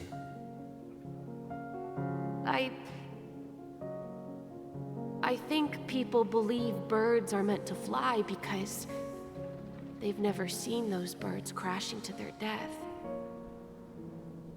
That's an interesting perspective. So, have you decided what to do with the bird now? For now, I'll keep it in a cage until it can take care of itself because I want it to live, no matter what. Well said, kids. It seems each of you has found your own answer. Your insights are truly remarkable. And I hope they come true in their own way. We will take good care of it, won't we, brother? Yeah, but Mr. Gopherwood, there's one thing I don't quite understand.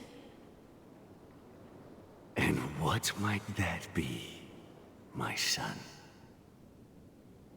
What if this little Charmony dove never learns to fly in the end? I mean, if there are fledglings in this world that can never fly throughout their lives, should we let them go back to the sky, only to see them crash to the ground and die? Talking in your sleep, Birdie? Time to wake up.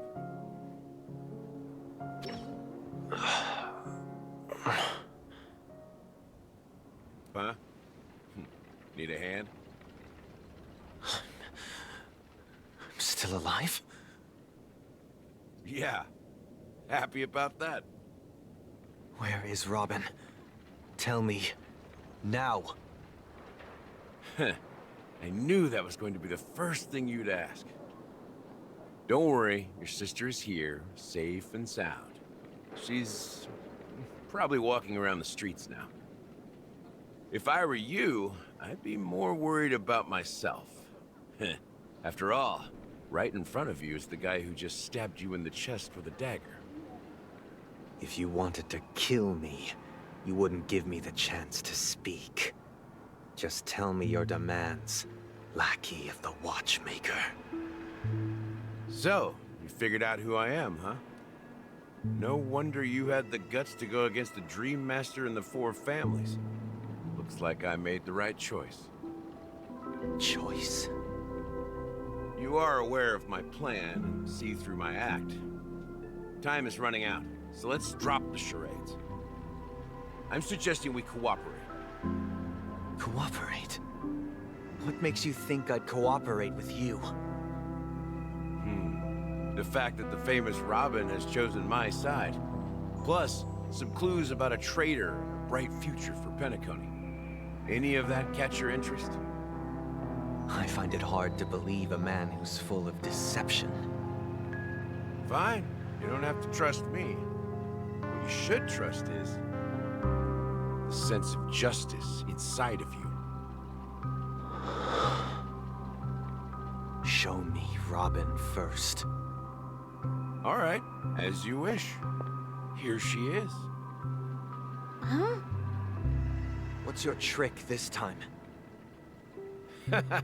Just kidding. I mean, this lady will lead us to Robin, right? And the crew, too.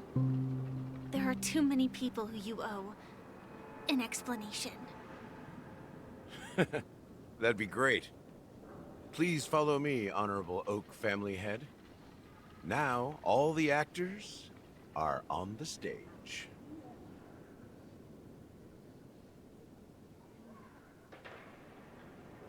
This is the monument I mentioned earlier. The names inscribed on it should be familiar to all of you. Rosalina and Tiernan. When Penacony was known as a frontier prison, it was the Trailblazers who connected it with the stars. They were the heroes who saved Asdana, and their names deserve to be immortalized. Not just on this small stone tablet, but in the annals of history for all of time. However, today, the planet of festivities is nothing but sweet dreams. That heavy piece of history is all a distant memory. Just like that prison. If their names are inscribed here, then that means... According to Micah, they died long ago. Rosalina was killed during the War of Independence. She ventured alone into the heart of the star system to investigate the flow of Memoria, but she never returned. Tiernan was a skilled gunslinger, strong and reliable. He led the people through countless battles, but he didn't live long enough to witness the arrival of true peace. In the decade following the war, Penacony faced challenges internal and external. To protect Asdana, Tiernan took up the way of the Trailblaze and led the Lampmoth family to explore beyond the system, only to be surrounded and wiped out by the swarm. Though I had expected as much, the tales of these heroes truly are sorrowful. True to the title of Trailblazer, they spent their lives venturing into the unknown. But what about this tablet? There are no names carved on it. When Dreamflux Reef was created, its owner was still alive. However, he insisted on erecting a monument for himself, saying that it will happen someday. Here we meet again. Everyone from the Astral Express. Robin.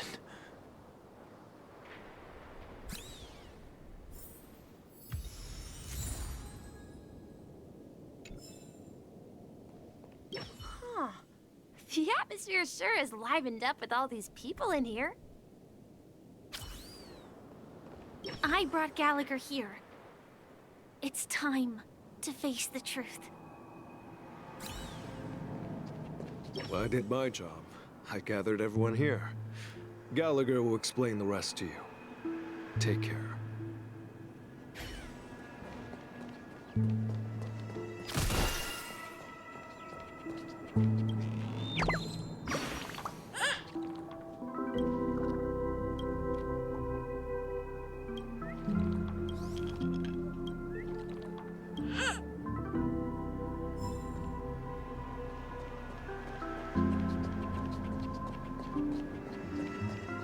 Brother. There's no need for words. You're safe, and that's all that matters. Brother. There's no need for words. I promised to give the siblings some privacy, so let's talk about our business first. What do you say? That sounds sensible enough. Since you went through the trouble of gathering the family head, the crew, and the Stellaron hunters, I'm guessing you have something important to say, Mr. Gallagher? Oh? Is it that obvious? The look on your face is practically screaming I'm the one behind all this.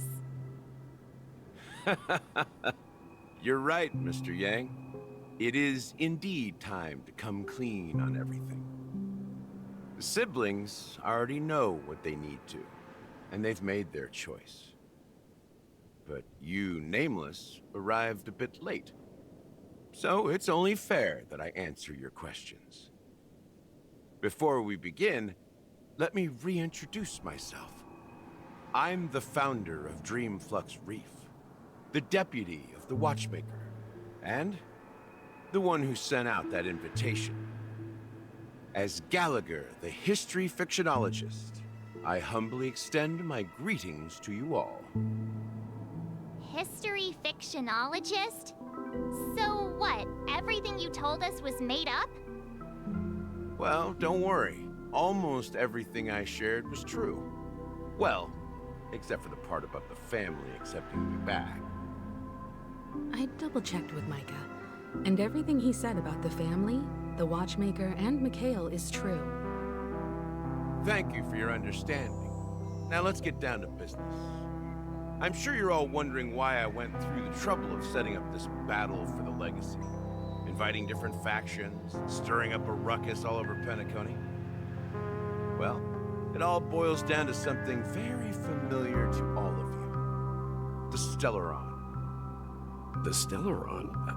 But how is that possible? Penacony is a free-flowing interstellar hub. There are no signs of contamination whatsoever. You're totally correct. So, care to take a guess at what that means?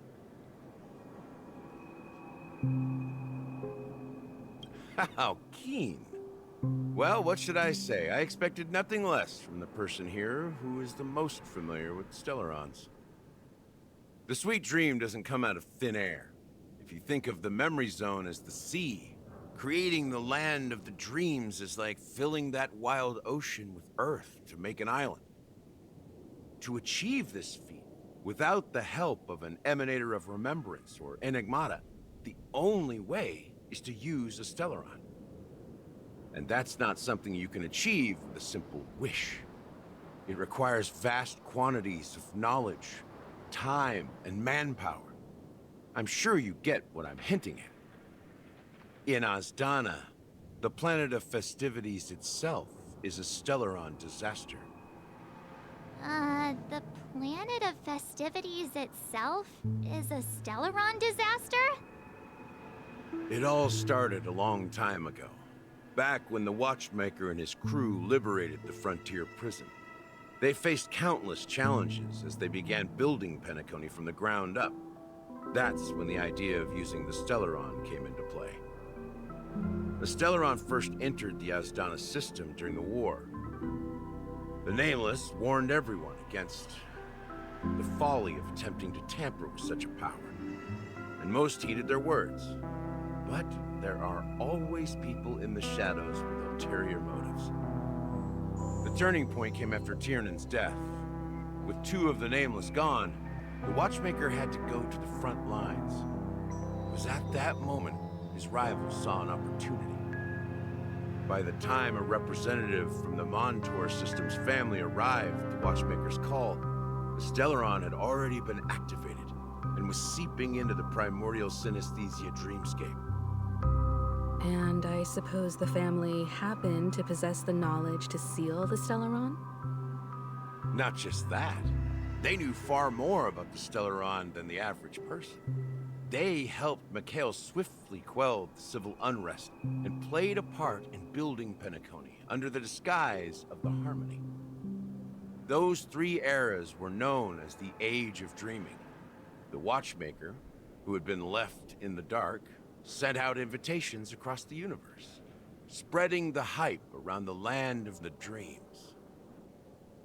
Then, how did they turn against each other?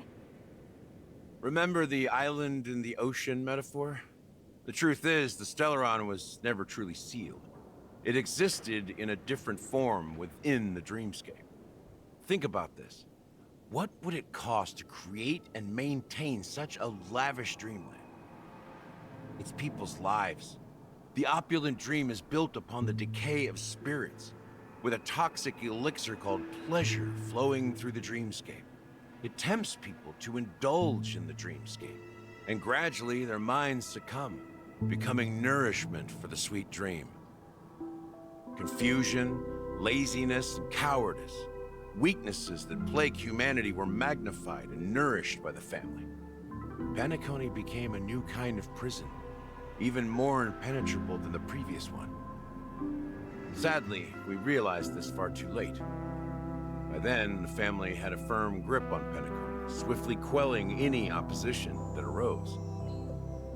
At my wit's end, I had to use the power of the Enigmata and sought refuge in this chaotic realm. Over the years, I created a meme within this dream for our use. Dormancy. That's its real name. We exploited a loophole. You see, regular people can't fall asleep again while they are inside the dreamscape.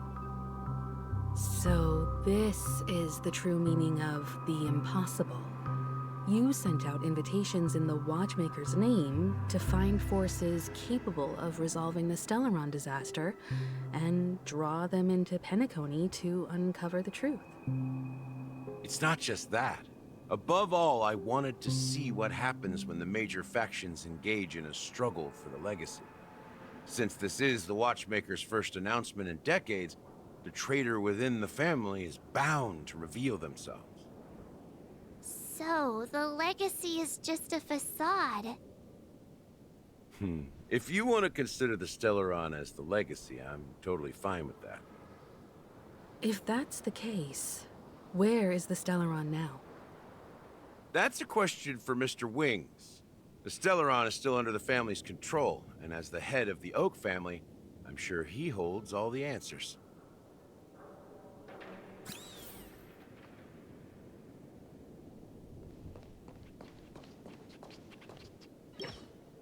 Are you done talking? So, will you tell us where the Stellaron is?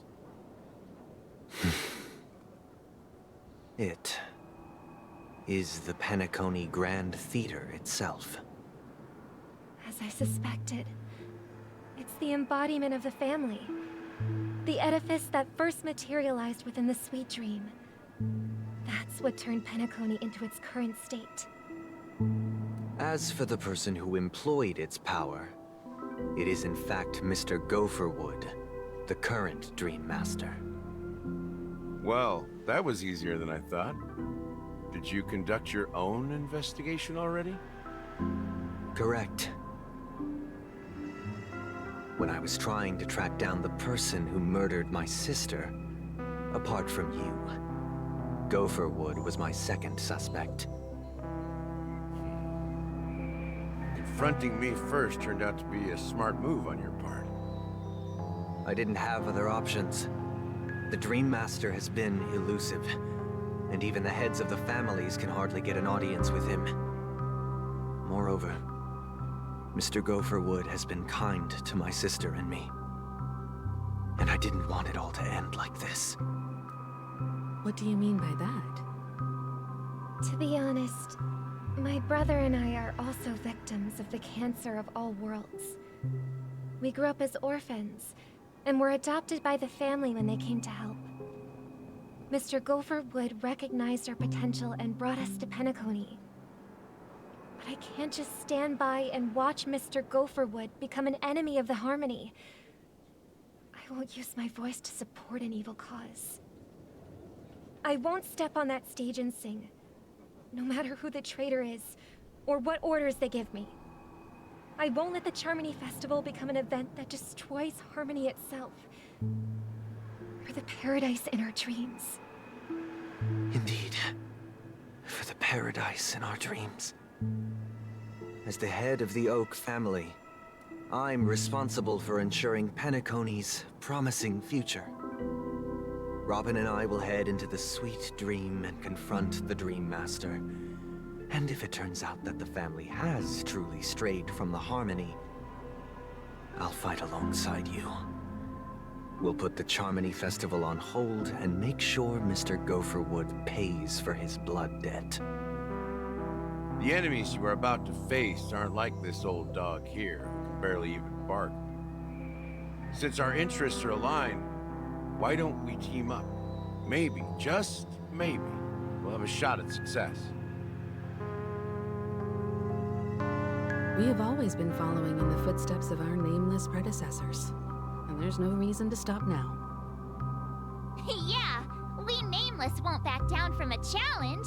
Isn't that right, Mr. Trailblazer?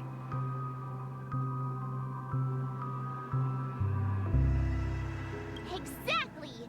It's time for the crew to save the world once more. Rest assured, sitting on the sidelines isn't in our nature. Mr. Sunday, Miss Robin, I'm willing to accompany you on behalf of the Astral Express. Having a third party present should help with negotiations, and could make all the difference if things get ugly. Thank you, Mr. Yang. Thank you all very much. The Charmony Festival is about to start, and time is against us. We must hasten. Everyone, let's gather over here. We still need to make some preparations. I may have been quick to step up to the plate, but confronting the Dream Master could be a very dangerous affair. Huh? Even you're saying that, Mr. Yang? How powerful is that Dream Master? He's the leader of the families of Penacony, and he has the entire power of the Harmony behind him. Not to mention the Stellaron in his possession. We must proceed with great caution. Maybe you can just stay behind this time, Mr. Yang?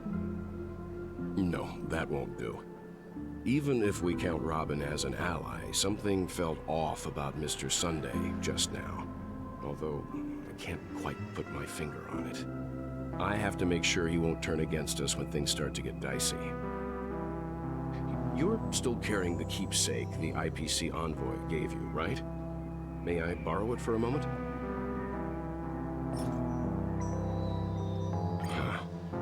I knew it. As I suspected, this chip Aventurine gave to you is actually a miniature transmitter. If I'm right, he intends to use it to track your location or contact you when needed. As it so happens, this may actually be of some use in the current situation. Aventurine? Is he still alive? And what does he have to do with our mission to confront the Dream Master? Remember what I said earlier? Working with the IPC is a way to keep the family in check.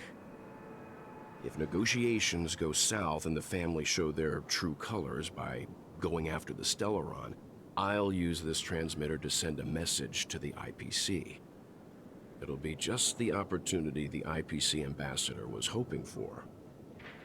The only question mark in all of this is Aventurine's current status. But the IPC is always listening, especially senior strategic investment department heads like him. Getting the message across shouldn't be a problem. Good luck to you, Welt. Well, you take care too. If anything goes wrong, don't worry about me. Just make sure to seal the Stellaron. Spoken like a true hero. Even if the Dream Master is innocent, the family's corruption runs deep. I won't make the same mistake Mikhail did. Let's wish him the best of luck. Don't you have something else to tell us, Gallagher? Why would you say so? Before we departed, the conductor asked us to inquire about the three nameless in Penacony. We've already collected intel about Razelina and Tiernan, so the only one left is Lightwork. If I'm not mistaken, we've already met him somewhere, haven't we? It's not enough to say meet, but the answer is pretty obvious. After all, I've hinted at it in quite an evident way. I've been watching over you ever since I received the reply from the Astral Express. And I've seen the great effort you all put into linking different realms together across the cosmos. And now, after getting this far all in one piece, you have truly proven yourselves. Miss Himiko, were you the one who repaired the Express and got it sailing through the cosmos again? Yes. And you two, young Nameless, you have very interesting life stories and extraordinary skills.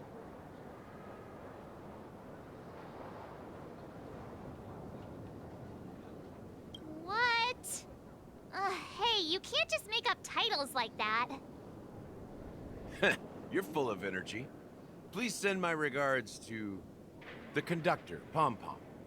Please let them know that their friend had fond memories from his time aboard the Express, which he reminisced on every time he had a good drink. As for the last nameless, he embarked, disembarked, and embarked again, traveling in a great circle, ending up back where he started. On his deathbed, he told me to find the Astral Express and deliver an invitation to the future nameless. He left behind a special gift, a true legacy. Something that belongs only to the successors of the Trailblaze. Come with me. Now is the time to reveal it.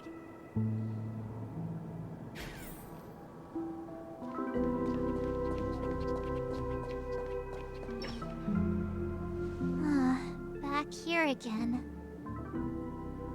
Sometimes I feel like you're still alive, old friend. Like you've still got so much to say and do. I've kept my promise, brought the future Trailblazers you've waited so long for. I don't know why you were so obsessed with that train, but I remember your last words. Don't let us down, old man.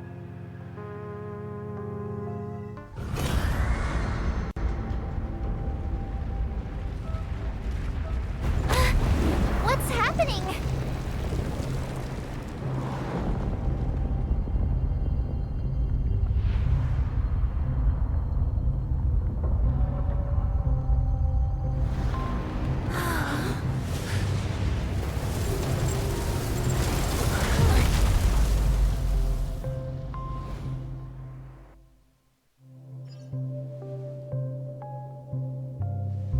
Go ahead. His resting place lies in the garden up ahead. The first and last nameless of Penacony. Mikhail Char Legward, the Watchmaker.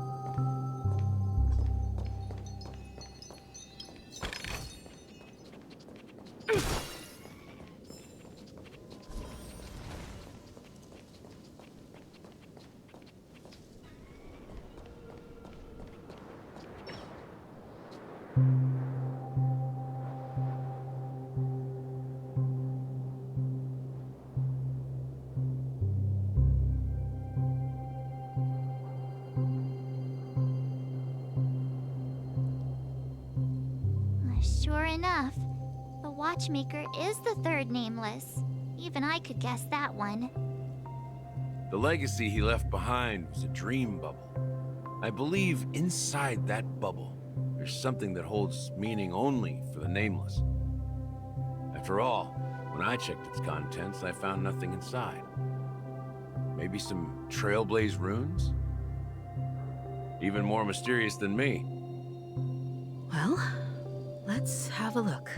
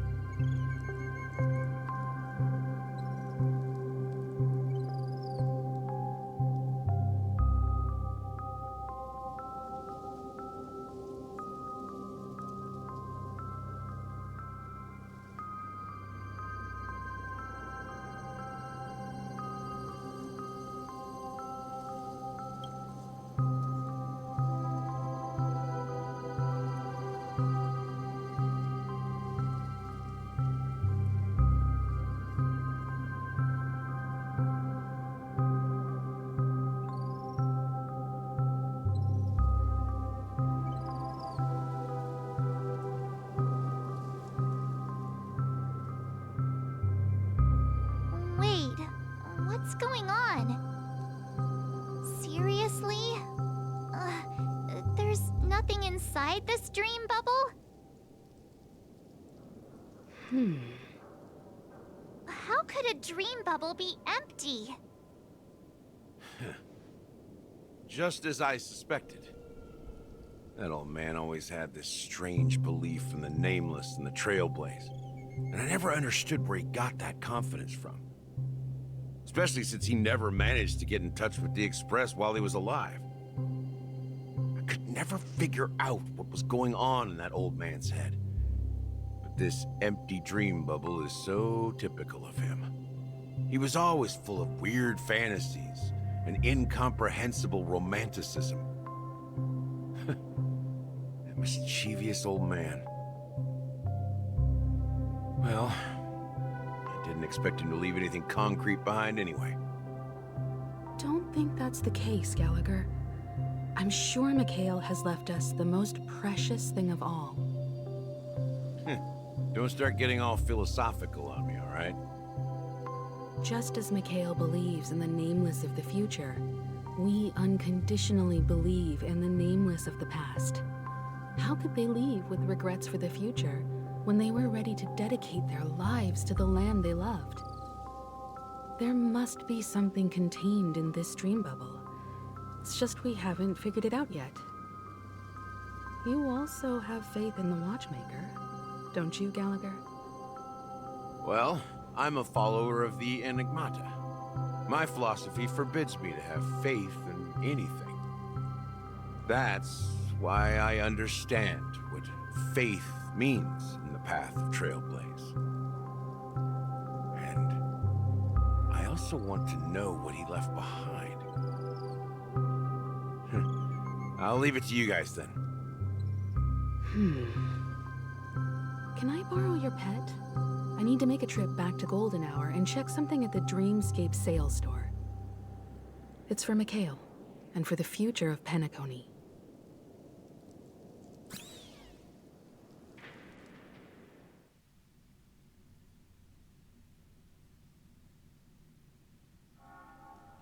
Welcome to the Reverie Hotel.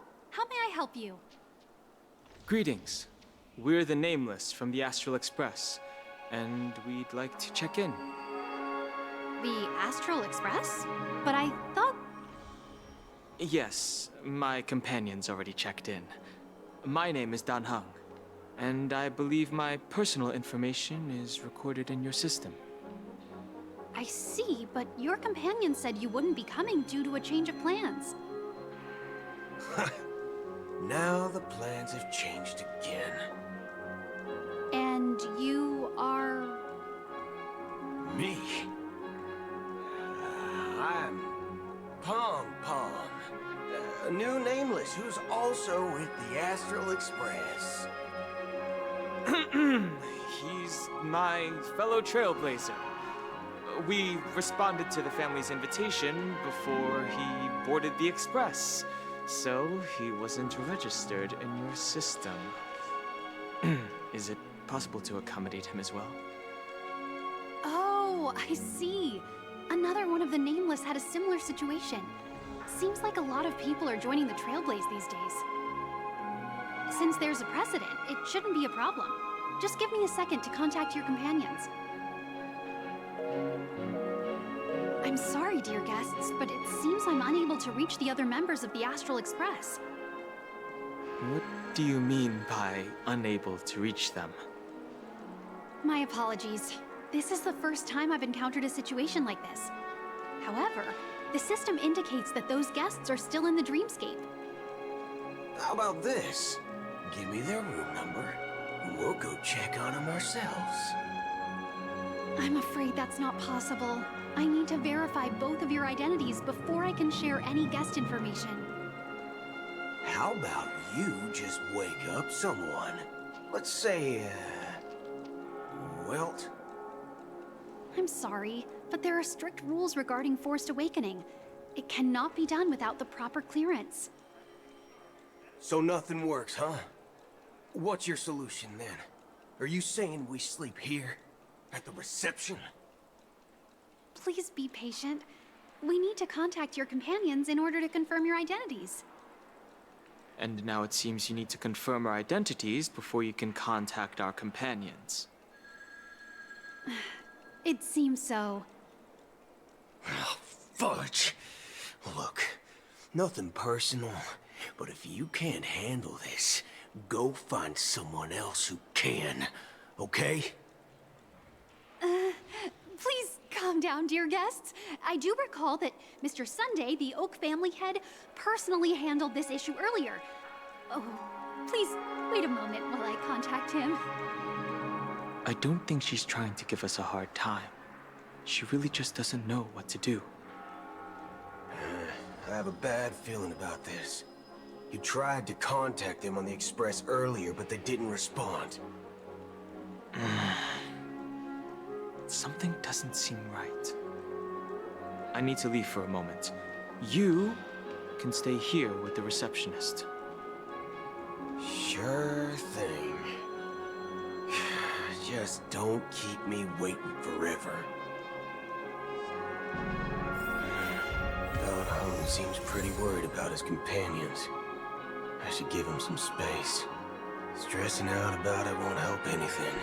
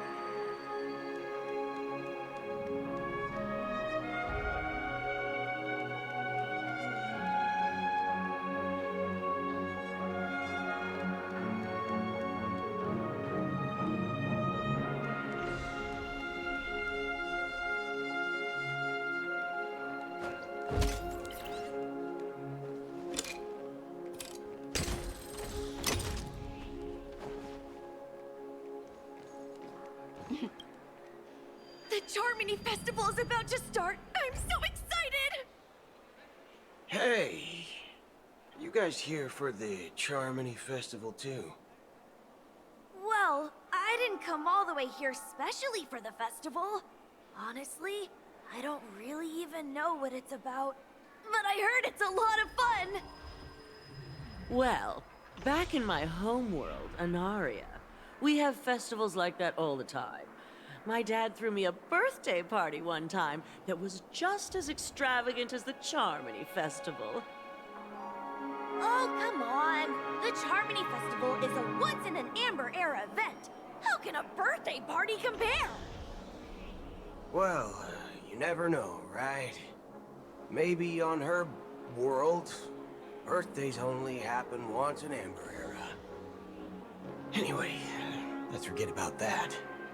Have you heard about the, unsettling things happening in the dreamscape?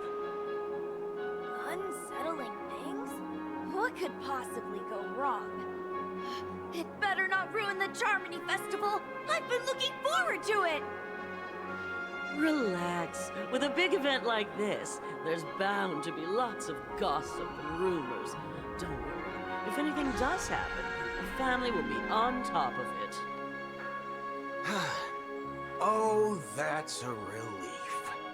I didn't come all this way to see the festival go down the drain. Well, looks like I won't get any fudging clues out of these two.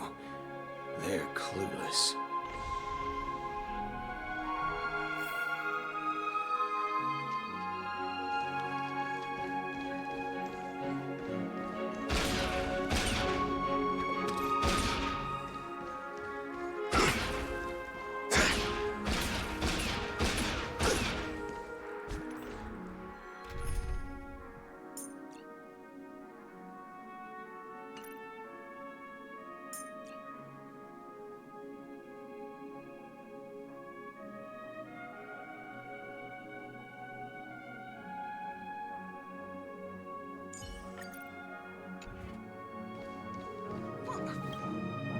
Greetings.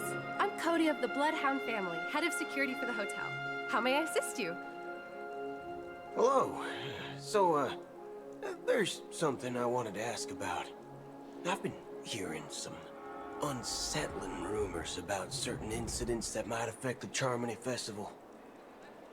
Do you think there's anything to be worried about? I've traveled all the way from the Hayai Federation, and I don't want my trip to be ruined. What do you mean? Wait. You haven't heard? I'm not sure where you heard those rumors, but they're completely baseless. I can assure you, as a representative of the Bloodhound family, that everything is going smoothly for the Charmony Festival. At present, all of the families are focused on making sure the festival starts on time. Even the Dream Master himself has arrived. So don't worry, your trip won't be in vain. That's a relief to hear. She doesn't appear to be acting. So, seems that even the hotel staff are out of the loop. Back already? Hasn't she returned yet? Nope. I'm starting to wonder. Sending her to contact Sunday was a good idea. Neither the staff nor the guests seem to know anything about what's happening in the dreamscape, and wherever we go, all we see is people enjoying themselves. Definitely not a good sign. I agree. Another unusual thing is that the Oak family is supposed to be in charge of organizing the council and managing everything inside and outside the dreamscape. However, I walked around the hotel, but didn't meet a single member of the Oak family on such an important day. Well, I'll be forked. If I remember correctly, the head of the Oak family is that Sunday guy, right? We shouldn't linger here too long. Let's go back to the Express for now. Not so fast. Have you ever robbed VIPC, bro? If you run away now, everyone will be chasing after you. Are you suggesting we sit here and do nothing? I wouldn't say do nothing. But let's stay put for now. Even if the family has ulterior motives, they couldn't have anticipated us showing up here. We're the surprise factor for them. They don't want to attract unwanted attention from certain outsiders, so they won't do anything reckless. See?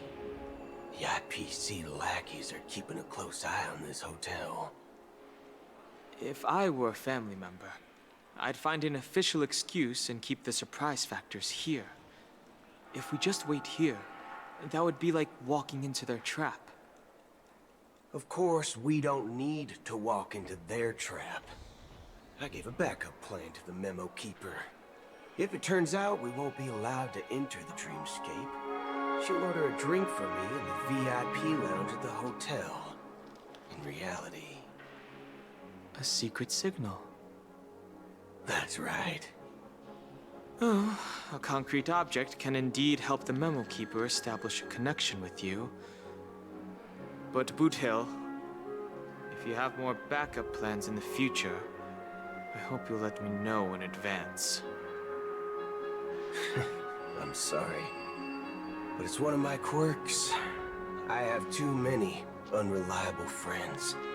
And if I reveal that I have backup plans, things can go awry. And that would leave all backup plans completely useless.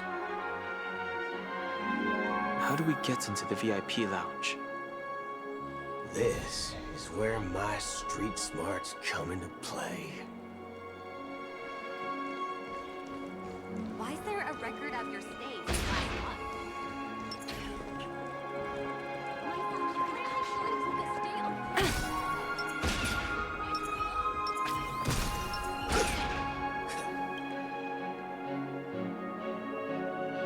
You're the lobby manager, right? Yes, I am. How may I assist you? We're the Nameless from the Astral Express. We wanted to check in, but there's something wrong with your system. The lady at the front desk said she would contact the manager, but now she's nowhere to be found.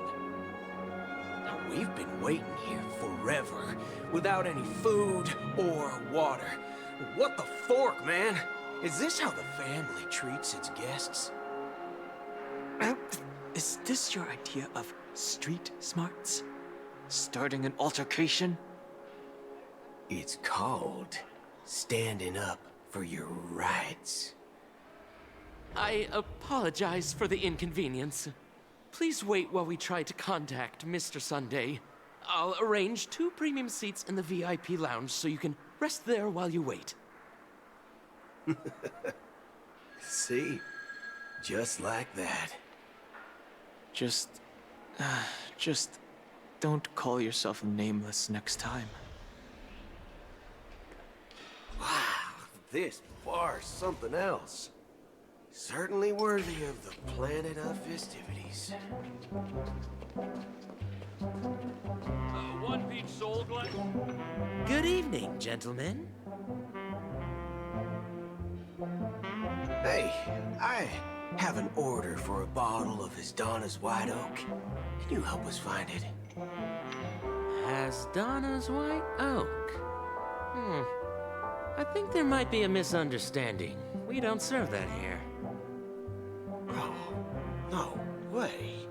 Are you sure you're not mistaken? If someone had reserved such a beverage, I would definitely remember it. It sells for hundreds of thousands of credits per bottle, after all. I couldn't afford to cover for such an item if it were broken or lost. That's strange. Well, could it be that the memo keeper couldn't afford it? Then what should we do now? Oh, no need to rush. Let's grab some drinks first. Maybe I arrived too early and he hasn't come yet.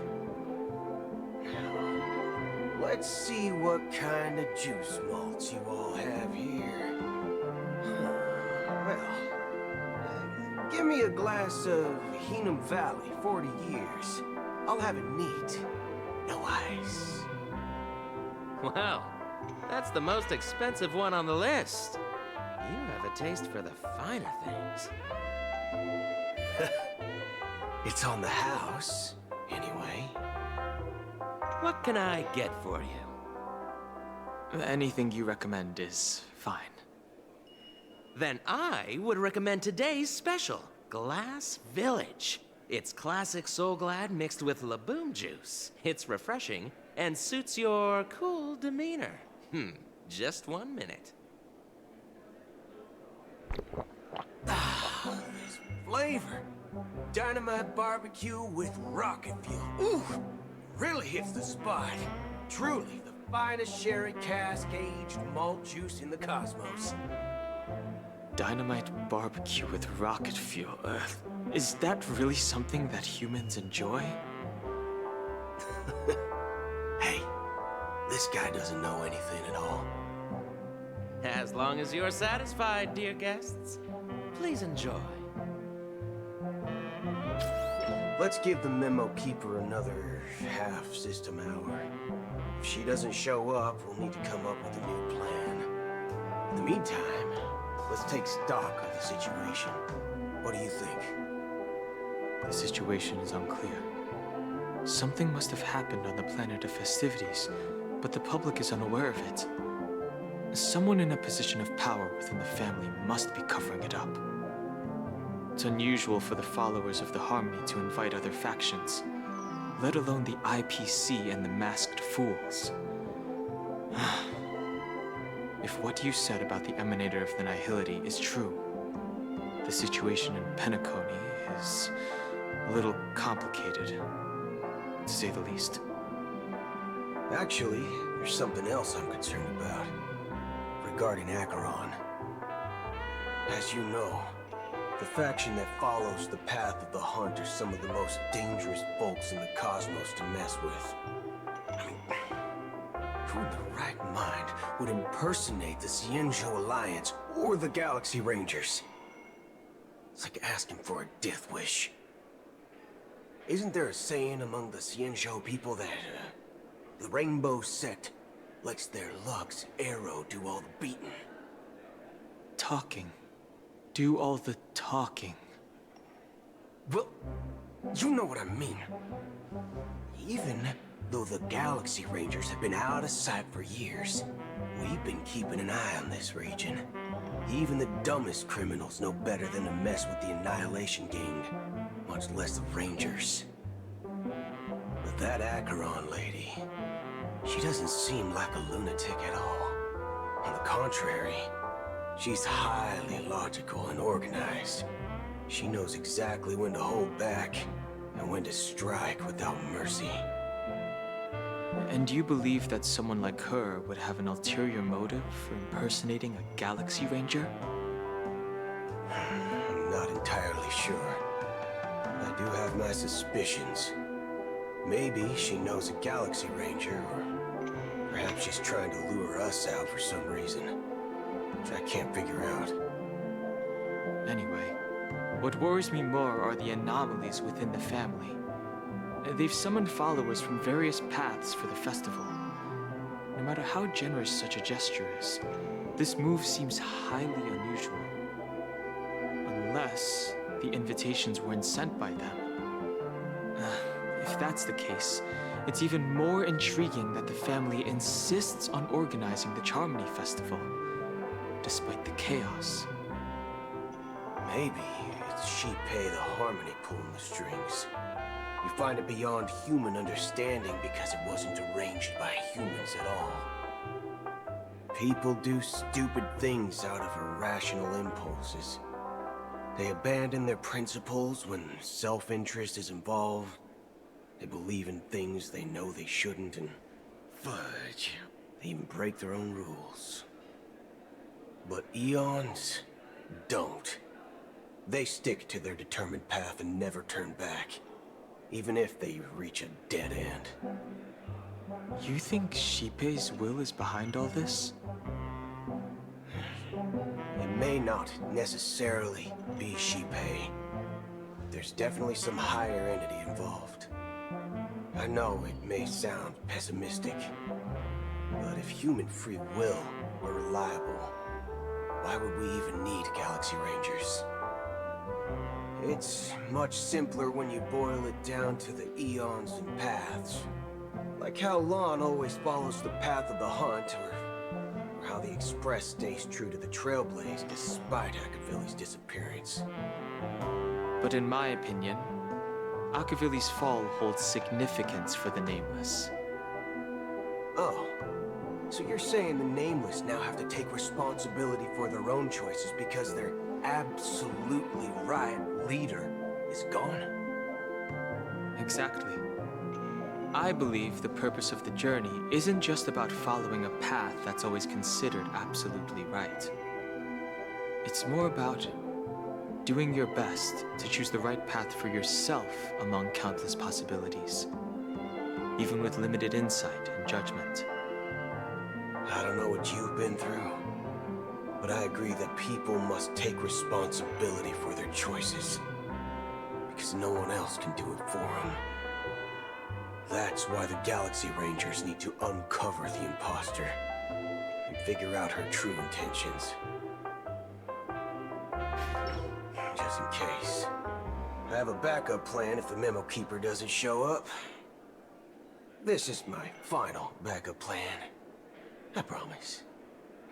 You sure have a lot of cards up your sleeve.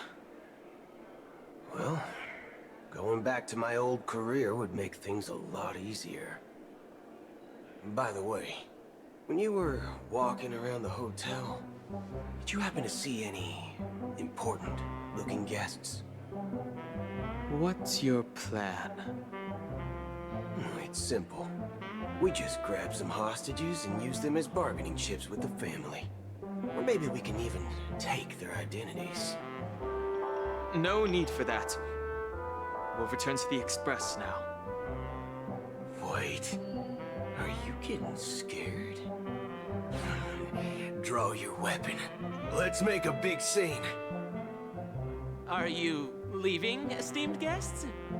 Would you like to cancel that Asdonis White Oak you just ordered? Huh? Asdonis White Oak? But didn't you just say... Ha ha. Looks like you are a bit intoxicated, esteemed guests. You ordered a bottle of Asdonis White Oak just a moment ago. Looks like your Memo Keeper friend has finally arrived. Oh, right. Sorry, my memory's not the best. You know, too many modifications and all. Anyway, let me check. Well, fork me. It says Donna's White Oak, all right. And there's a note. I'll be waiting for you on the Astral Express. No mistake. That's her message to you. She knew the hotel wasn't safe, so she suggested we find another place. Well, looks like we took a detour, but now it's back to the Astral Express. So, what are we waiting for? Let's go.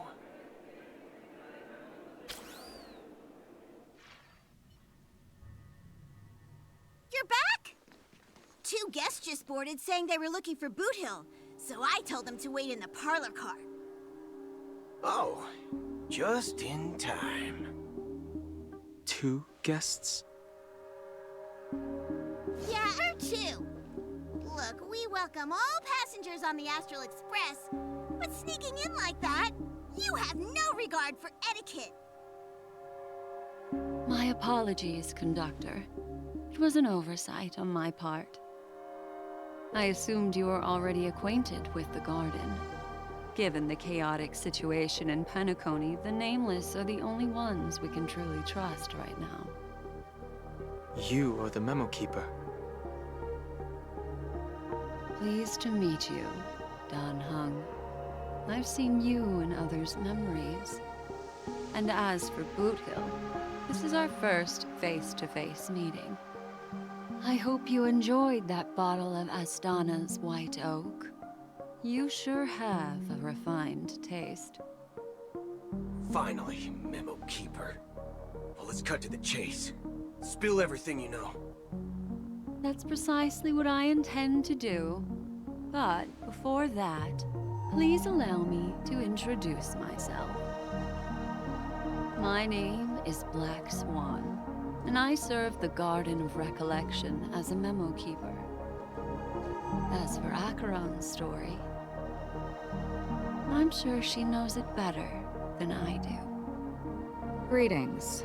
I'm Acheron. What? You Garden of Recollection shirtbag! You betrayed me! I apologize, but she did that at my request. Due to certain reasons, I have been exiled by the family. Thankfully, this Memo Keeper came to my aid and helped me escape their surveillance unnoticed. To be honest, it was more like stalking than helping. And the process was far from unnoticed. But we did escape. I asked her to guide me to a place beyond the family's reach and to contact a few trustworthy individuals. Namely, all of you. Trustworthy? Son of a nice lady. You think I'm dumb or something? How about this? I'll put a few bullet holes in your head and see what secrets spill out. Then, we can talk about trust. It doesn't have to be like that. I'm willing to answer all your questions, but not right now. If my cover hadn't been blown, we might have had more time, but at the moment, we don't have any other options. No other options? What do you mean? This is the only way I can ensure everyone's safety. I kindly request an immediate warp jump out of the Astana star system.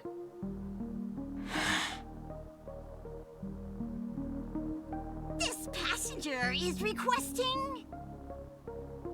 As far as I can tell, she's not a threat, and seems to be telling the truth. I've briefly traveled with your companions and know their whereabouts, Don Hung. Please rest assured, your nameless companions are safe, but they need our help. As for Boot Hill, you may have guessed. I've been waiting for you. Galaxy Rangers are known for their elusive nature and limited contact with each other, so this was the only way I could reach out to you. Only by doing this can I find a true Galaxy Ranger and fulfill a long-standing promise. To return his relics to their rightful owner. Someone once told me that every rainfall is like a gift from the heavens, a sign of their mercy upon the world. Raindrops are said to be the tears of the gods, shed in response to the sorrows of the world. Their constant pouring is a reminder that the gods haven't abandoned us yet. So, how long has this rain been going on for? I used to believe, just like you, that it would eventually stop. Years and decades passed. And in the end, such hope faded away before the rain did. Looks like the god you mentioned doesn't exist after all.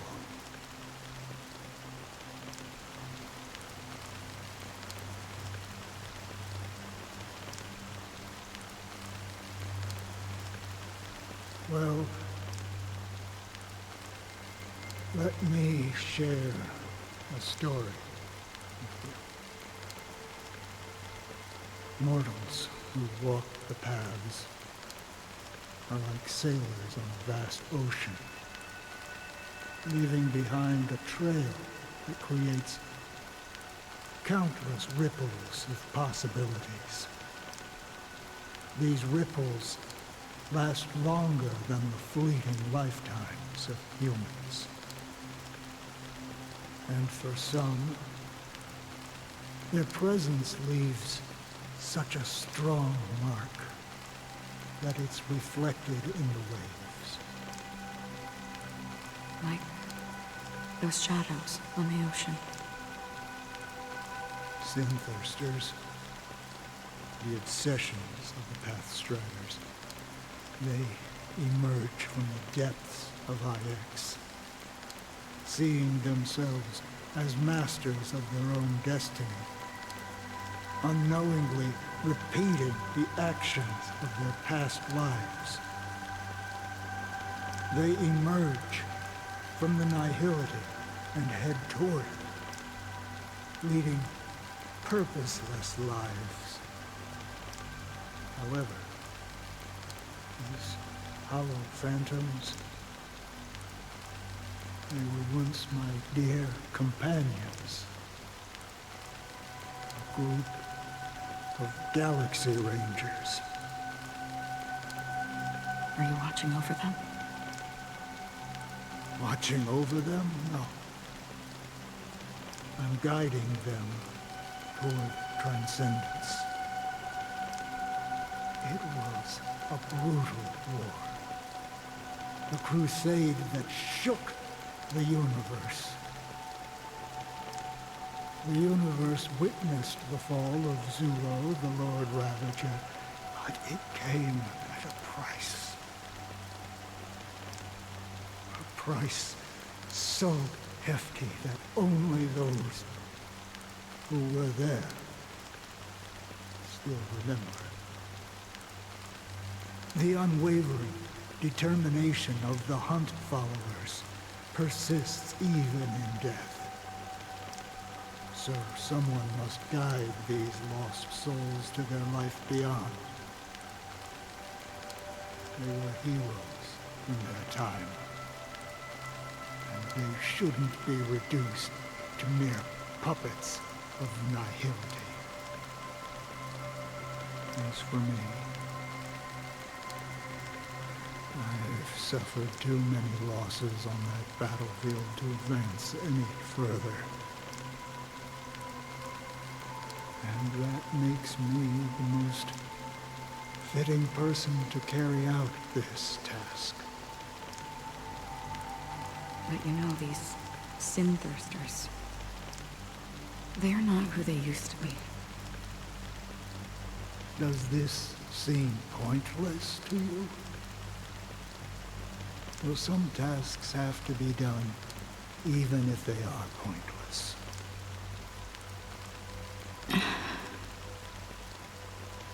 I can help you. For what? For the meaning of the nihility. That's what I've been seeking. I see. After all, this realm is off limits to ordinary souls, right? Thank you, stranger. I wish that you find what you seek. Before we part ways, I have one more question. It is true that their actions and even their entire lives may seem pointless from our perspective. But if, and it's just an if this is what the departed ones expected, should we try to change it? A good question. And a profound one. I don't know the answer. What I do know is that one day, I too will pass away. And when I bid farewell to this world, someone will stand at my grave and place a bouquet of flowers on it.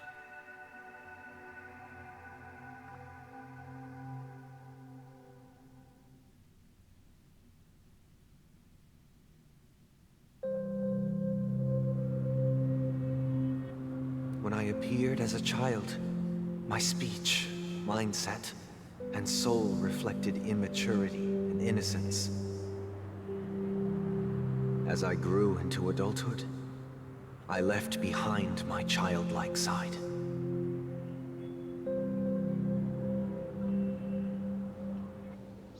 I humbly request your blessings, esteemed advocate of Shipe. Come to me, my kinship. I have sought their presence with us. As you wish. I have faithfully served the Alfalfa family for nearly a decade, promoting the path of the harmony to the best of my ability. However, I made a mistake yesterday. While I was preparing dinner for the family head, I accidentally dropped a prepared dish on the floor. Out of laziness, I lied and claimed that everything was ready. Although the head has dismissed me as punishment, it has been tough to sleep with the guilt still gnawing at me, as I worried that the seeds of evilness may have taken root in my soul. So, I confess to you now, to seek atonement for my sins. Do you sincerely repent and vow to change your ways? Yes. Have you examined your soul and confessed all your sins? Yes. Are you willing to accept the process of atonement? Yes. Very well. Show your dedication and goodwill to the family, and you shall be reinstated among them. Now, please, leave in peace. Oh, praise Shipe. And thank you, esteemed advocate. Next, please step forward. I wholeheartedly confess to you. Please, pardon my sins. Rest assured, I have implored their presence to be with us. As long as you are sincere, absolution will be granted. Oh, great. You know, I arrived in Penacony as a stowaway. I sold everything to get a ticket. My house, my land, and my 2 children. I see. Please, go on. My children were starving, and I hoped they'd have a chance at survival if they became slaves here. If I can strike it rich here, I'll lift them out of that situation and give them the life they deserve. But the Bloodhound family got wind of it. They're on my tail, hunting me down. I thought I could bring my kids here. It was all my fault. All my fault. The family is ready to forgive all sinners. I'll ask the Bloodhound family to cease their pursuit. You don't need to live in fear anymore. Oh, thank you. Thank you. I'll work my hardest to redeem my children and make them part of the family. Praise the harmony! Next, please step forward. Hey! Long time no see, Mr. Sunday. The most esteemed individual in Penacony, and the next leader of the Oak family, right? I have sought their presence with us. Let us proceed. Sure. Let's just get this over with. I have sinned. Please forgive me. I wasted half a pizza at breakfast, and a bottle of Soul Glad. That's it. Nothing more. When we wrap this up, I've got a robo-ball game to catch, you know? Do you seek to atone for your sins through good deeds? My sins? Starting to sound like a saint, huh? Well, let me tell you something. Neither the family nor you have the right to judge me. You think nobody knows what your precious family has done? About the watchmaker? Huh? Don't kid yourself, Featherbrain. Those dream chasers might be fooled by your act, but don't fool yourself. Before you start spouting off your holy verses, answer me this. Where does the power of the Oak family come from? And your power? What makes you think you can sit there all high and mighty, looking down on everyone else? Well, I've spent enough time in confession today to enter the Harmony's paradise, right? Then I'll take my leave. Good luck with your election, and, don't make me regret my investments in you.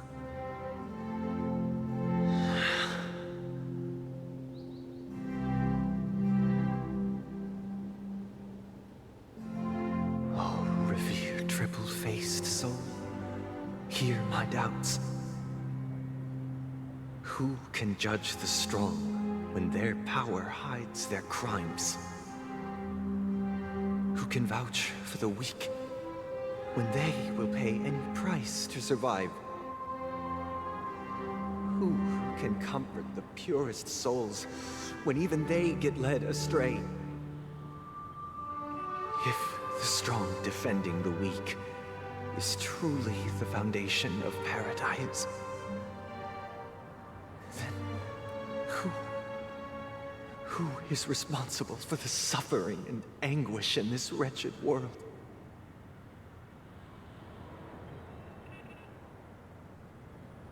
Brother? Brother? Brother, are you all right? I'm fine.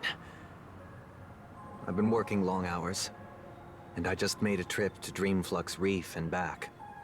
So, I'm a bit out of sorts.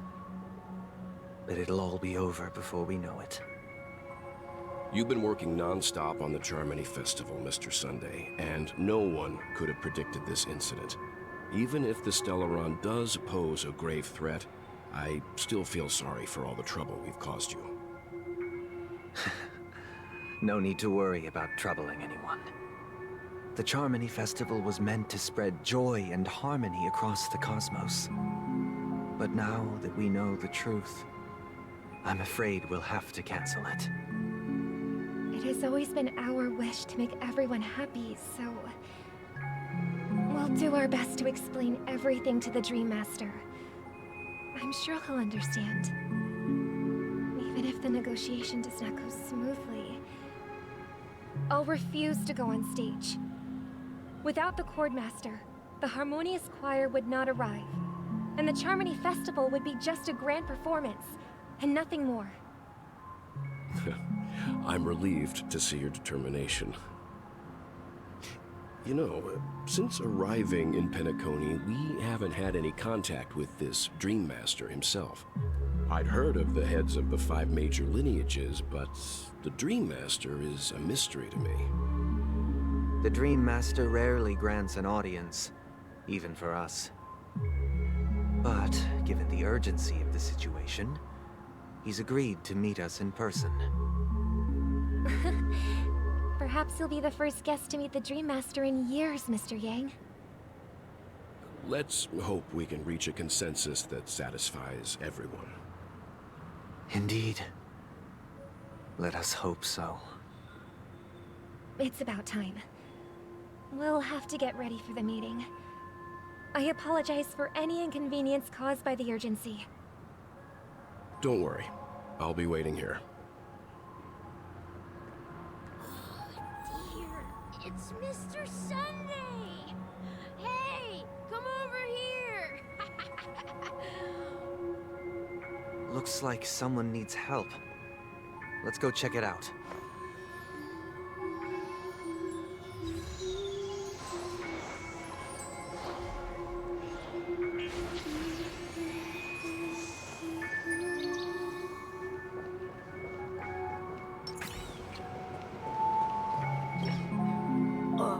Mr. Sunday. Hey there! Okay, see the moon in the sky? It's about the size of the cap on my Soul Glad bottle. If I just reached out my hand, I could grab the moon, couldn't I? The moon? You mean the Grand Theater? Yeah. Look at me. I've been away from home for too long. I must be missing that moon. But it's no big deal. The Grand Theater here looks much better than the moon back home. It's just magnificent. They told me not to sell everything I had just to come to Penacony. How short-sighted.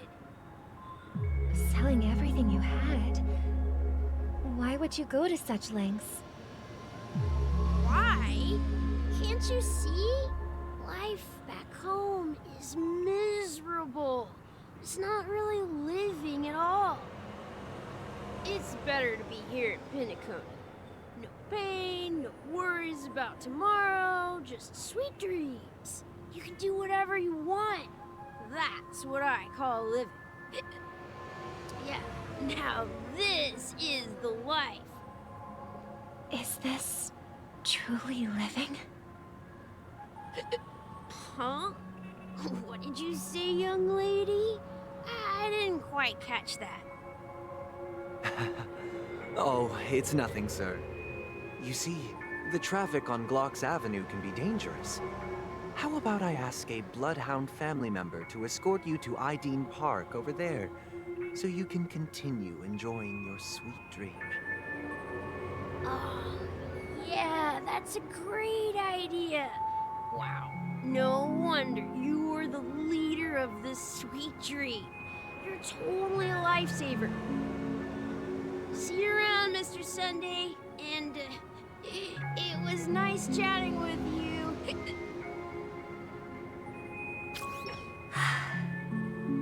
What's up, sister?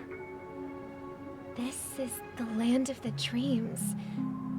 But why do they live like this? The man we ran into, he doesn't seem happy at all. Even though sweet dreams are nice, they're just illusions. But for him, they're the only way to survive, even if it means giving up on reality. That's not really living at all. I suppose you have a point. But, in my opinion, that's how most people live their lives. Why do you say that? You think that man is not actually living, but that's not quite accurate. Even without Penacony, people create their own illusions called self-value. People believe they have a predetermined value to fulfill. Gaining value means gaining power, and those deemed worthless are seen as the weak. However, value doesn't come out of thin air, and there's a limit to it. To accumulate value, people have to take from others. So, the weak get exploited and oppressed. Are you suggesting that this is not how things should be? Exactly. But, ironically, people don't think there's anything wrong with it, because they uphold the illusory notion of self-value, and even the weak believe in it. The survival of the fittest. That's where all the tragedies in the world come from. People come to the sweet dream in Penacony to escape from that reality and find solace. No tragedies exist here, only happiness, although in its nascent form. Isn't that the same paradise we yearn for in our dreams? Perhaps that man is just an exception. Let's not jump to conclusions. We should experience the dreamscape ourselves. Just as I did at Dreamflux Reef. Yes. Seeing is believing. I'll accompany you. The Dream Master hasn't shown up yet, so we have some time for a stroll.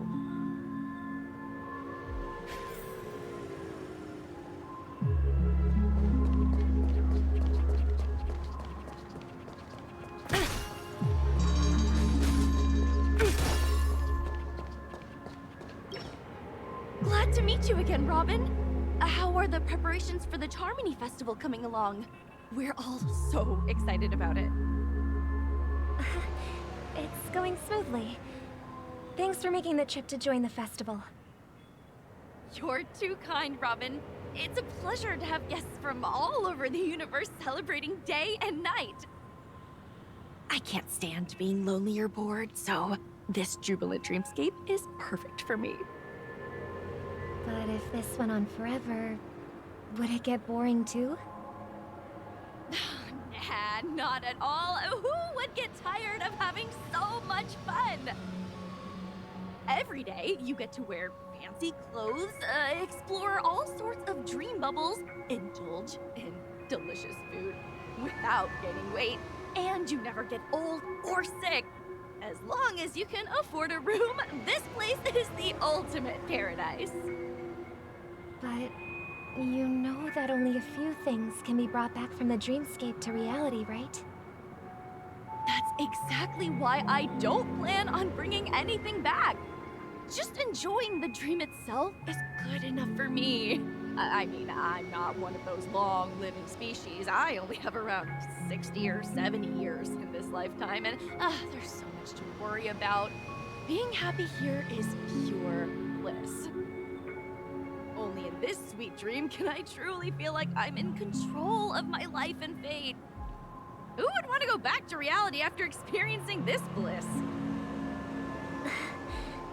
I see. I genuinely wish you all the happiness in the world. And I wish you a fantastic performance, Robin! I'm off to the Blue Hour for the ball. See you later.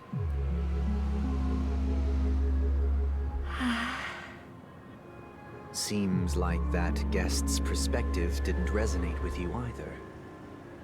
She had a valid point, and I could sense her genuine happiness. It's just that... What you're trying to say is, she thinks she's in control of her life. But in reality, she's just escaping from reality and seeking solace in this sweet dream. Once she steps out of this sanctuary, everything will be lost. Well, she did make mention of being able to afford a room, didn't she? However, the paradise in our dreams, it doesn't have to end. No. And the paradise we yearn for shouldn't be just a fleeting dream either.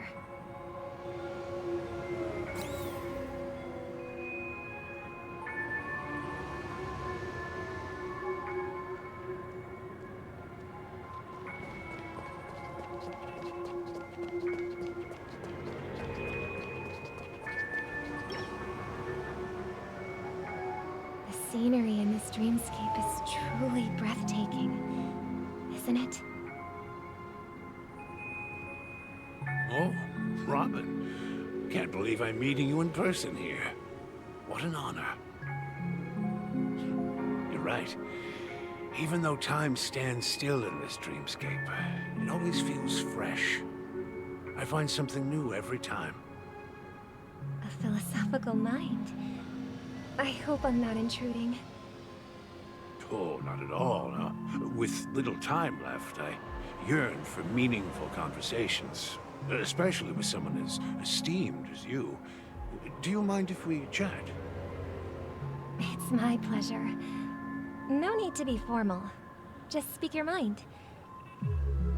You said, with little time left. Please, forgive me for being blunt. But is that why you came to Penacony? Yeah.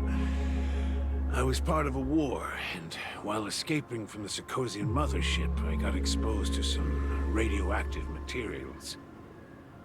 And then, all my comrades died, and my hometown was wiped out by neutron bombardments. I couldn't bear to live with everything I knew gone. That's when I heard about a possible solution here, so I came. How heart-wrenching. I hope the family has been able to help you. They have, and I'm truly grateful for that. They provided me with a comfortable room, the most advanced life support devices in the cosmos, and a stellar team of caregivers. My physical body is now in the dream pool, sustained by life support. The me you see here is whole, rational, and no different from any other person. But I can't say the same for the me in the hotel room. My true appearance? No. I hope you never have to witness it, Robin. So... you'll be living forever in this dreamscape. Right? Just being able to live at all is good enough for me. Whether it's in this dreamscape or not, well, I don't really have much say in the matter. My world has been torn apart, and my life could end any second. So, even if this whole place is an illusion, it's still my paradise, and I'll treasure every moment I spend here. How I envy those everlasting things. That old man's story. It's so tragic. Fortunately, this sweet dream gives him joyful memories to hold on to for the rest of his life. That's precisely why this sweet dream in Penacony exists. However, even the sweet dream has its limitations. While it provides solace to the disillusioned, it can't completely eliminate pain in reality. There will be a way out. Penacony is already on the right track.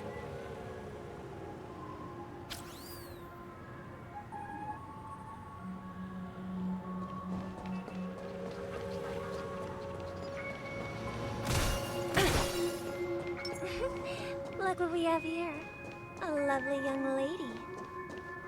Wait, is that me? Brother, what a surprise to see you again. Show yourself. Your trick won't work on us. I've heard that a skilled masked fool received an invitation too. That must be you, right? Did you enjoy yourself? Barely. The people here are way too gullible. A little bait is all it takes for them to bite. And they run away at the slightest hint of danger. In other words, they're naive and cowardly.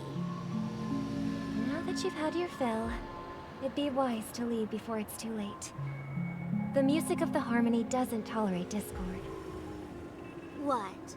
Now that you have the real Robin, I'm useless? Oh, how disheartening. I've done so much for the family. You should be thanking me, because if it weren't for me cleaning up this mess, Penacony would still be in shambles. Don't you think? That was a personal request from the head of the Iris family, and it has nothing to do with us. Step aside and stop causing trouble for the Charmony Festival. The Charmony Festival? You think you can scare me? You think I've no idea what you're planning? I don't care what you're thinking, Chicken Wing Boy. But I'm pretty sure our lovely Robin won't be appearing on stage. After all, you're well aware of what a sorry state this dreamscape is in under the banner of harmony. Penacony, the land of the dreams. Is this truly the paradise you desire? Stop it. What's the rush, Chicken Wing Boy? Did I get to you? Our paradise is none of your concern, masked fool. Leave now, or the family won't tolerate you anymore. All right. I'll go. But Robin, I suggest you seriously consider this. Do you really believe those living in dreams can escape pain and find true happiness? Well, I've done my part, and now I'm simply waiting for the fireworks to begin. Here, the last 2 gifts for both of you. And don't lose them. If by some unfortunate chance the Charmony Festival starts against all odds, remember to use them during the show. And it'll be thrilling. Bang! I heard a raven cawing in the distance. It seems the Dream Master will arrive soon.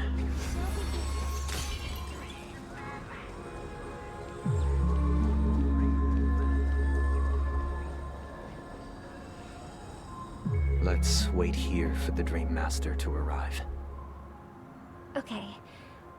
By the way, brother, I heard you no longer have a sweet tooth. Back when we were kids, you used to steal my desserts. Seems like a lot has changed during my absence. What exactly happened? Well, someone has to stay awake even in this sweet dream. But that someone doesn't have to be you, or anyone in particular. You're carrying too much on your shoulders, brother. The paradise in our dreams. It shouldn't be like this. Penacony is nothing more than a dream. It can't erase the worries and pain of reality, or bring true happiness. It only offers an escape from reality. Nothing more. Remember the old man we met earlier? Without this dream, he might have completely lost himself. That might be true, but without Penacony. He could have chosen another path. As far as I know, the Intelligentsia Guild has been promoting their rehabilitation techniques for a long time now. That path may have been more ordinary and challenging, but now he is receiving hospice care in a comatose state, and his fate is sealed. Is Penacony granting these people a future, or is it taking it away from them? Well, don't forget this. Not everyone really has a future. The future for humanity is like the sky for birds. People mistakenly believe that flight is inherent to birds because they've never witnessed those birds crashing to their death. Do you remember how we took in that little Charmony dove when we were young? Yeah, we took care of it. Provided food and water, groomed its feathers. And later, when I decided to leave Penacony, I opened the cage and set it free. Well, I didn't mention what happened to it in my letters because I didn't want to upset you. Shortly after you left, it crashed to its death right in front of your window. I had surmised as much. I knew you wouldn't have avoided mentioning the bird for no reason. Despite that unfortunate outcome, I still believe it was the right decision. Birds aren't meant to spend their lives in cages. They belong in the sky, even if they can't fly. But here's the thing. If there are birds in this world that can never fly, can we really assert that they belong in the sky? Are you implying that the same goes for humans too? Let's take the Astral Express as an example. The Nameless made tremendous efforts to bridge worlds, gaining fame across the universe. However, only a few extraordinary individuals can endure such a perilous journey. That's because the pursuit of the Trailblaze exceeds the capabilities of ordinary humans. Otherwise, why would this path be filled with broken rails, an abandoned express, and even a fallen Eon? That's just sophistry. If that were true, then only the powerful would have the right to determine the future. Unfortunately, that's exactly what happens. Another name for the future is self-value. While this world has its fair share of heroes who inspire people and garner admiration for their heroic deeds, the majority of ordinary people will never become heroes in their lifetime. Some are born weak and vulnerable. Some find themselves trapped in unfortunate circumstances. Some fall victim to malice and cowardice. When it comes to survival, everyone is equal. And the weak can only watch as their value gets constantly diminished by external forces. That's why we should care for the weak and support them as if their suffering were our own. That's what the Odes of Harmony have always taught us. While the Harmony holds noble aspirations, the strong will always be strong, and the weak will always be weak. Even in this carefree dream. Human nature contains greatness, but it also harbors inherent weaknesses that can't be eradicated. In the end, if people can't even secure their own survival, they won't care about the illusory future of equality. As long as the law of survival of the fittest prevails, there will always be fledglings crashing to their death. But if people don't live for the future, do they merely exist for survival? If even you, my brother, don't believe that the Harmony will save the weak, then which Eon can make our dreams come true?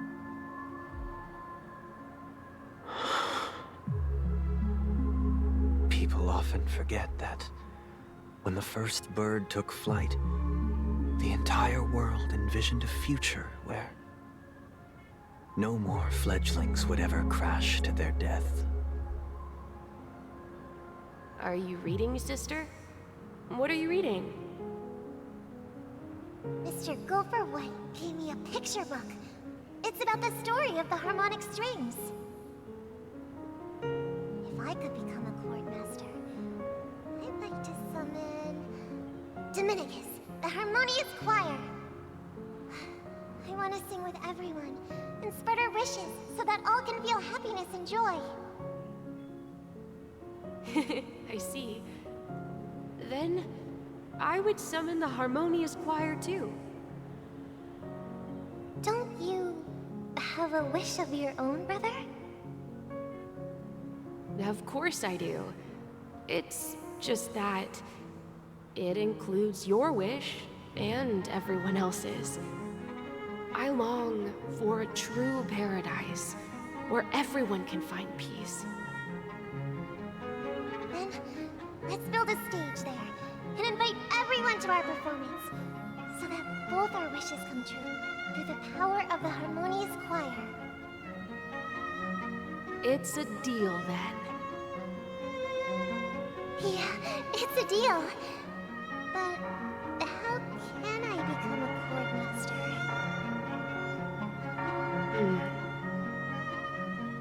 Maybe you will have to become a star first.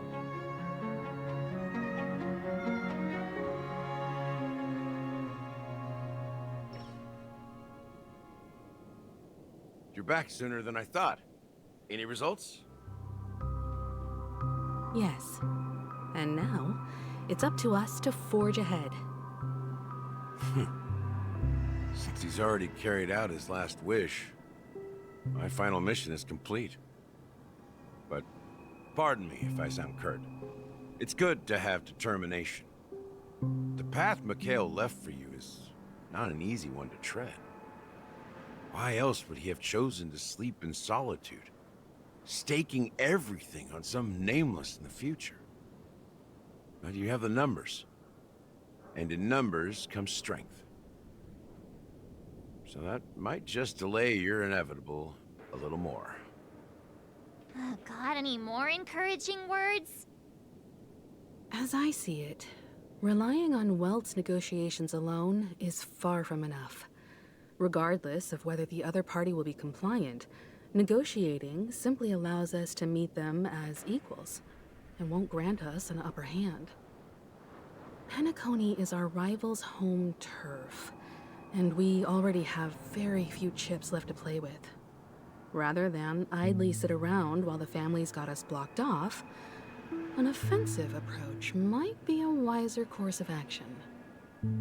We're more familiar with the Stellaron's properties than most, and since it's the key to stabilizing the sweet dream, it's vital to the family's interests. By attacking their core interests, they're bound to retaliate hastily. And as the saying goes, haste makes waste. That's right. As long as we pose a threat to the Stellaron, either with words or otherwise, we have a chance at gaining the upper hand. But the problem is, on the eve of the Charmony Festival opening, how exactly are we going to get close to the theater? Family security will be airtight, and if we brute force it, even if we succeed, it's too risky. So, no one's gonna say anything? Then I'll raise my hand. I know the answer to this question.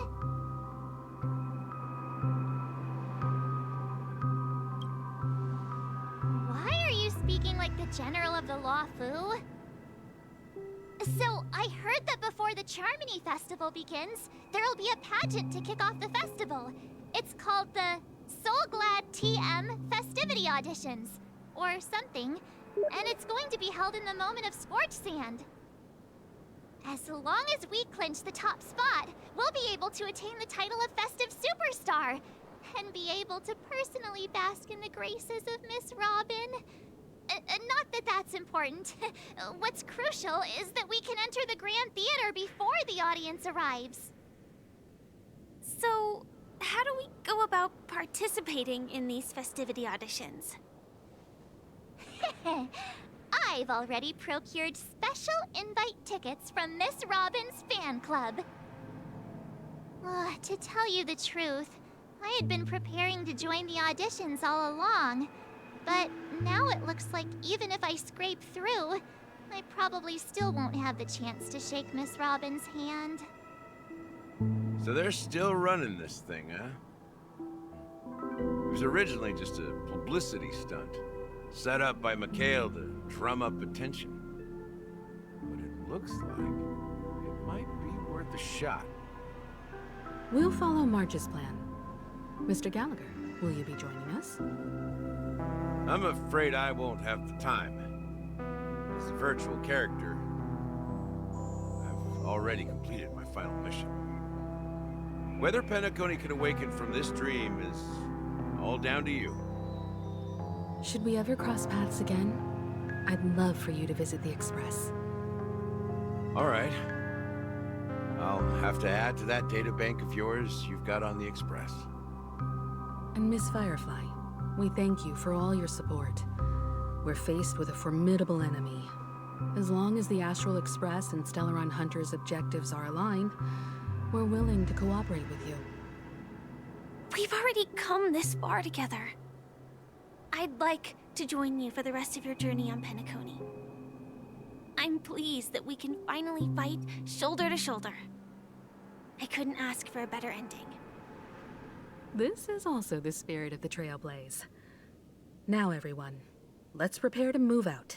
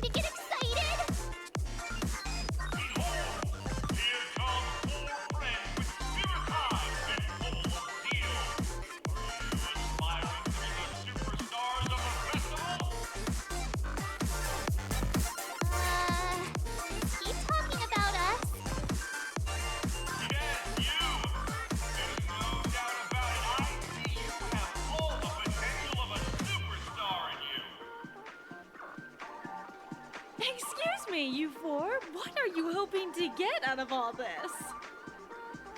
As the last group of contestants, how confident are you in overcoming all of the challenges? Would you be open to a brief exclusive interview with us? It'll be quick.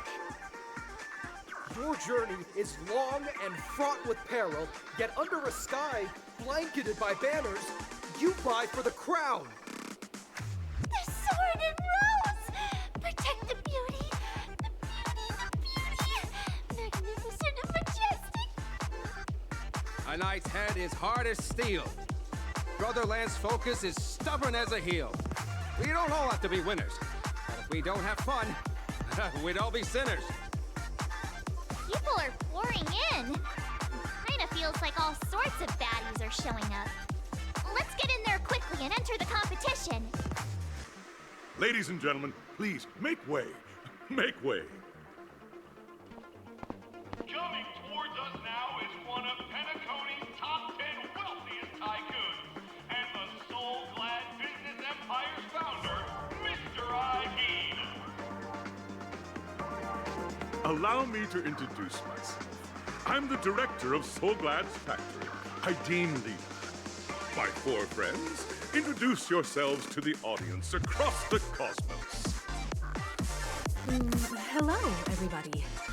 I'm Himiko, a nameless from the Astral Express, and these are my companions. Don't you guys need to hide your identities? Can't hide it anyways. Penacony is plastered with our posters.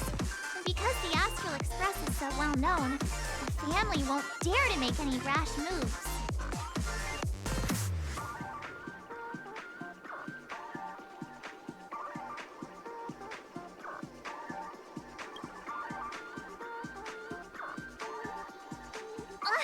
Don't expose my net handle to everyone! Hello, everyone! I'm March 7th.